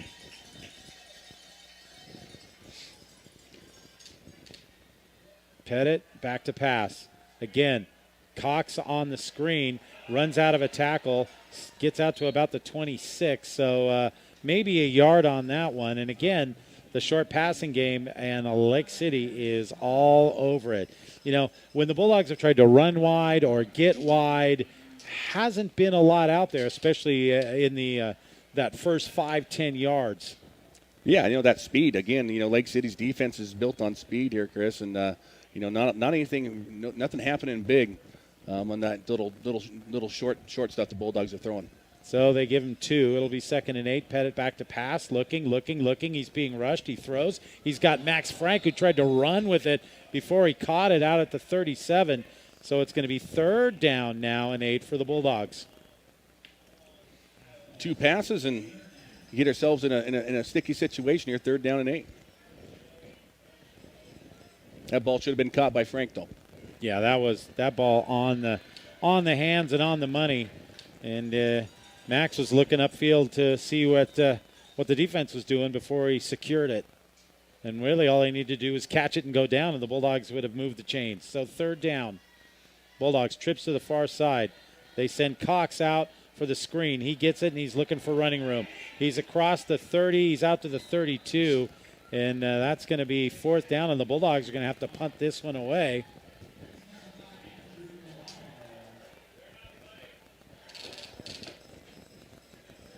Who's the punter? Good question.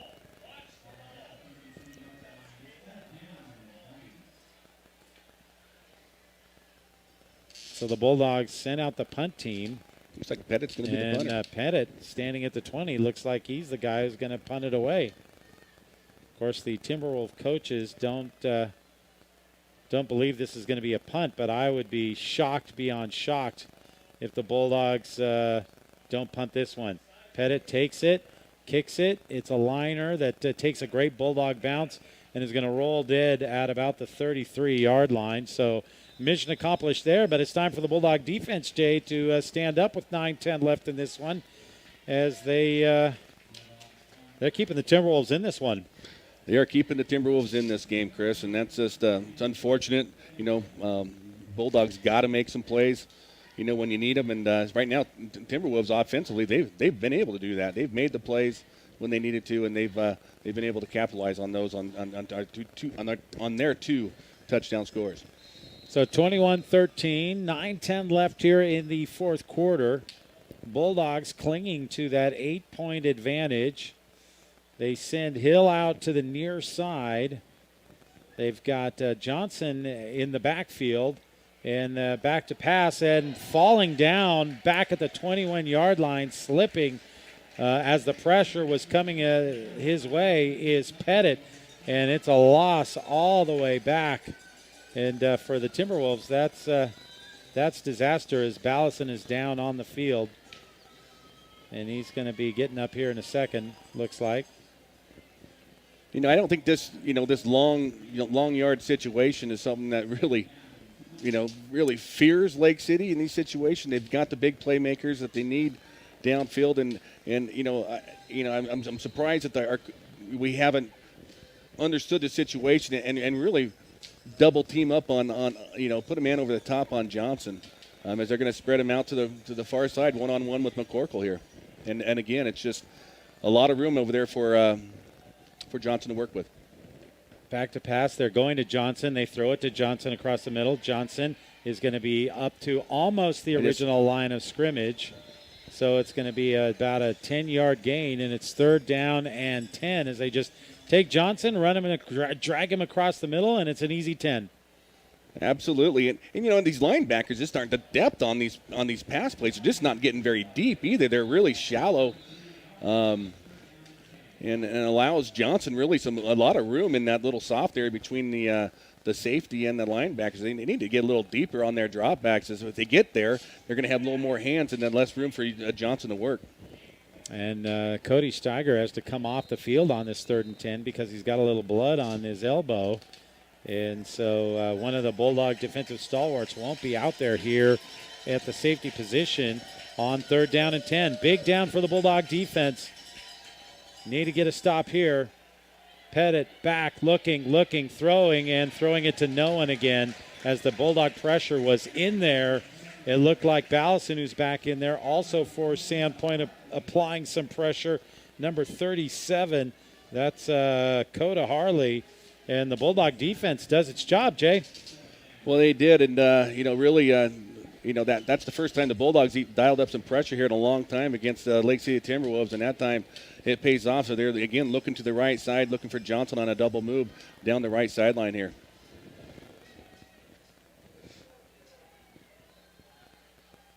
Cox back to receive the punt. It's the high punt. Cox should call fair catch, doesn't. Breaks a tackle, though, at the 20 and gets out across the 32. Whew, man, that is dangerous. But the Bulldogs started at the 32 with 7:27 left and can have a real chance to put this one away with a good drive. This scoring update, Sandpoint leading it 21-13, brought to you by Sun Rental. Proudly supporting the Bulldogs since 1979. They rent everything under the sun. Yes, good job right there by that Bulldog defense getting off the field here. And allowing the Bulldogs here to start with some decent field position, basically about where they ended their last drive, Chris. So 1st and 10, 34-yard line. Pettit has Garrett Cox standing right beside him. He hands it to him up the middle. Cox breaks a tackle. He's at the 40. He's at the 50. He's at the 40. He's all finally knocked down right there as he tried to submarine between two guys, but that's a big run for the Bulldogs.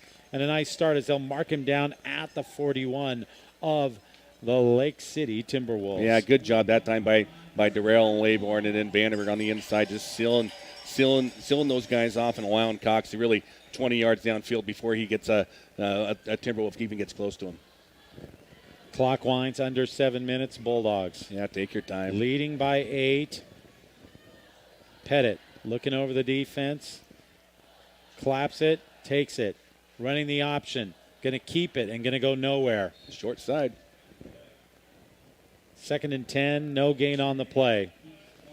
Coach Theobar and Coach Yarno, none too happy with the blocking on that particular play. No, and Darrell getting the most of it there as he doesn't do his job. He's got to take that defensive end out of the way and work him downfield. Once that guy is allowed to trace that option, it's plugged up. So a good job by number 44 for the Timberwolves, but a bad block in there by Darrell.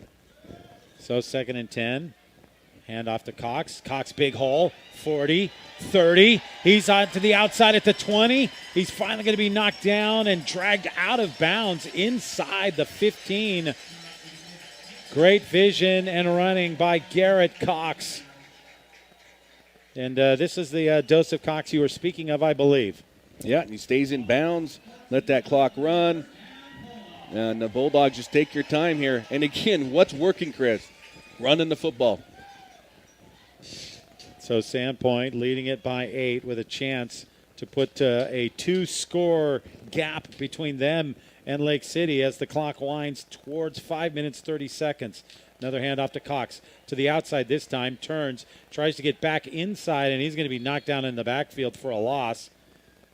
Probably should have just turned that one up and gotten what he could. Looked like he was trying to hit the home run there. Loses 2. Yeah, again, just, like we say, anything that has been to the outside, like you said earlier, Lake City's done a really good job of being able to stretch that out. Anything up the middle, they've done a really good job of creating lanes and room for Cox to run. So 2nd down. They'll mark him a loss of 3. So 2nd and 13. Pettit fakes the handoff, keeps it. He's at the 20. He's inside the 10. He's down to the 6-yard line. Close. And then a flag flies in at the very end. We'll see what that's about. It's going to be a 3rd down and about 2 pending the penalty, which came from the referee after the play was over. It is a personal foul against the Timberwolves, and that's going to make it 1st and goal for the Bulldogs. Boy, big run right there by Pettit, and didn't get a whole lot of blocking downfield by his 2 receivers, but again, just showing his speed and his elusiveness, and a nice play fake there to Cox. So Pettit and Cox in the backfield. It's been Garrett Cox in the backfield almost all night. Wimmers had a couple of carries as Garrett gets arrested as he's been going both ways. Handoff, fake, no, it's a keeper, and Pettit gets tripped up at the 1-yard line, doesn't get in. Max Frank really dropped his block about a beat too soon. Otherwise, that's an easy touchdown. Yeah, just, and that's touchy ground. It's hard to hold that block for, that long. But boy, the Bulldogs looking in a good situation here to milk some of this clock and go up big. 2nd down goal. Pettit trying to drive forward. Looks like he's in. No signal yet. And still no signal. Officials coming in, unpiling, talking it over. Bulldogs want the touchdown, and they're going to say he's short. 3rd down. Ball on the goal line with 4:04 left in this one. This clock will run. This is good. That's all right. 2 down territory. Yeah, I think you kick the field goal if you don't get it here. It is an extra point. Handoff Cox, and he's into the end zone. So the Bulldogs go up by 27-13. The extra point could put them up 15 with 3:49 left in this one. Yeah, boy, offense come back alive. The offense has done a really good job other than just shooting themselves in the foot. They've really kind of dominated. This score should be more like out towards that 40-point mark, yes, Chris. It should. Instead, they've just allowed these Timberwolves to stick around here, making it interesting. So Gove's in for the extra point. It is up, and it is good. Bulldogs extend 28-13, 3:49 left. We'll be back with the final minutes here on North Idaho's radio and Rock 103.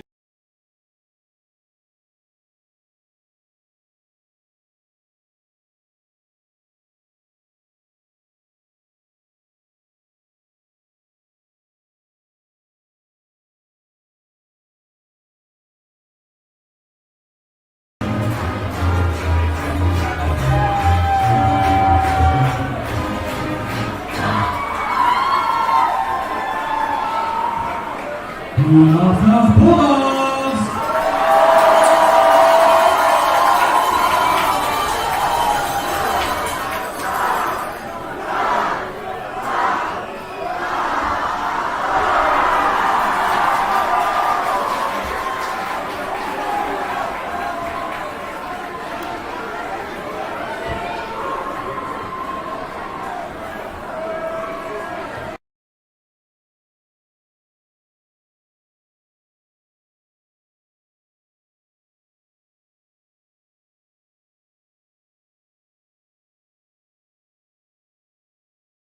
All right, here's the kick, and this one is high, it is deep, and it is taken at the 1-yard line, bobbled momentarily, and the return is going to be out to about the 22-23. So nice coverage there by the Bulldogs, and if you can kick it that high and that deep, it's going to make that return a lot tougher. Oh, yeah, you still like him start at the 20, not the 23, but no, Chris, that's a great kick, nice and high. Bulldog, actually number 37, had a good shot at him, Coda Hartley, but he, it's tough in that open field. He's unable to get him down to the ground, and he's able to squirt free there at about the 14-yard line. So 3:43 left for the Timberwolves, and they trail at 28-13. Bulldogs have pretty much dominated this game, Jay, much more than the scoreboard would show, with their ability to just take the ball from end to end. Just a couple of miscues. Yeah, this game would be over big time. But Timberwolves still with a chance here. They need 2 scores and an extra point. They throw it deep, trying to get it out for Johnson. And McCorkle was back there, Johnson's limping. He's. Hopefully that's not. I think that's. He's running like a guy who's having a cramping issue. Well, that's a big break for the Bulldogs. Good job by McCorkle that time. You know, what I don't understand is the Bulldogs really don't ever play the ball. They're always looking at the man, and you never get your head around it. McCorkle could have picked that one. Yeah, easy. if you see the ball, you become the receiver, but he never tracks it, never sees it, and Lake City lives on here. There's another pass over the middle, incomplete, too high for the intended receiver this time, which was number 88, Charles Ruggiero, and it's going to be 3rd and 10, and we're getting down to last gasp time here for the Timberwolves. Absolutely, yeah, the Timberwolves minus their best player, Johnson, who goes off to the sidelines here. They're in a tough spot, 3rd and 10 now. Now you're really looking for maybe Ross, the running back, who's really picked things up here in the second half, maybe to come up and make some plays. Pettit looking, throwing across the middle. It's incomplete. That ball came out wobbling end over end, and just like that, it's 4th down and 10. It's funny, as a quarterback, when you have somebody like Johnson, you can kind of just, you don't have to be so perfect. You can kind of just put it out there and let him make a play on it. With some of these other guys, now he's looking like, I got to make that perfect throw in there. And it's amazing how things tighten up for that quarterback here. 4th down and 10, and the Bulldogs looking to get the offense back on the field. That's right. Bulldogs can pretty much seal the deal with a stop here. Back to pass. Deep. Trying to get it to the far side, and another great coverage by McCorkle. That time running with Hill stride for stride. 4 heaves, 4 incompletes, and the Bulldogs have the football, and the offense can send the Bulldogs to a homecoming victory.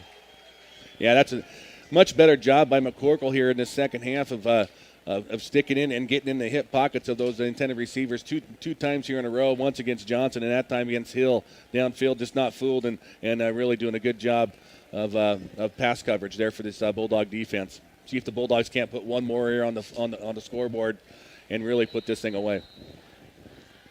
Pettit, it's Wimmer in there behind him right now at tailback. Handoff to Wimmer. Wimmer drives forward. Gets 4. Clock rolling. Down to 3:15. So far, no timeouts expended by the Timberwolves. Everyone looking to the sideline. Bulldogs in absolutely no hurry to get this second down play off because the clock is their friend, their ally. Now under 3. Pettit just watching the back judge, waiting for him to give the arm signals, which have yet to come. Now they go. So the Bulldogs have run this down to 2 minutes and 30 seconds, and they hand it off to Wimmer again. He's got a nice hole. He's down to the 15. That's going to be close to a Bulldog first down. There's a timeout now. Timberwolves call timeout as the Bulldogs have run it down to 2:28. And the Bulldogs will be facing a 3rd down and 2. Absolutely. Good job of running right there by Wimmer. That time just, he's a big back. He's he's a good 1-2 punch there when he gets opportunities. It's just hard to take Garrett Cox off the field because he's just been that dominant. But to be able to come in here, give Garrett Cox a rest, 2 carries, he's got 9 yards. The Bulldogs sitting at 3rd and 1 with just 2.5 minutes here to play in this game. Yeah. Cox was in that he's played a lot on defense in the second half, so it's easy to see with the game pretty much in the Bulldogs' hands that you want to, lighten the load just a little bit because he's been a busy gentleman this evening. He's going to have 2 weeks to kind of rest up. These Bulldogs they get this bye week at a crucial time, and boy, coming in, 3-2 now, the Bulldogs looking to really put a nice finishing touch here on the season. Yeah, Bulldogs in the 4As, ranked number 1 by Max Preps, which mean if they can hold that, as Wimmer's going to get caught in the backfield, if they can hold on to that, that means they would host all the way out until they get to the Milk Bowl. To the Milk Bowl, yeah. Or as far as they would go into the season. Another timeout here on 4th down with 2:19 remaining. Now you're in a situation where you don't necessarily have to run the ball. Now you open up your whole playbook, Chris. It's 4th down and 2 and 3. You know, the Bulldogs now have a bunch of plays they can call and run out. You know, right, these last play or two, you know, the Lake City knowing run. This time now you have an opportunity, maybe a little play action fake and maybe hit a quick hitter as those Lake City Timberwolves defense is just really, everybody's up tight to that line of scrimmage.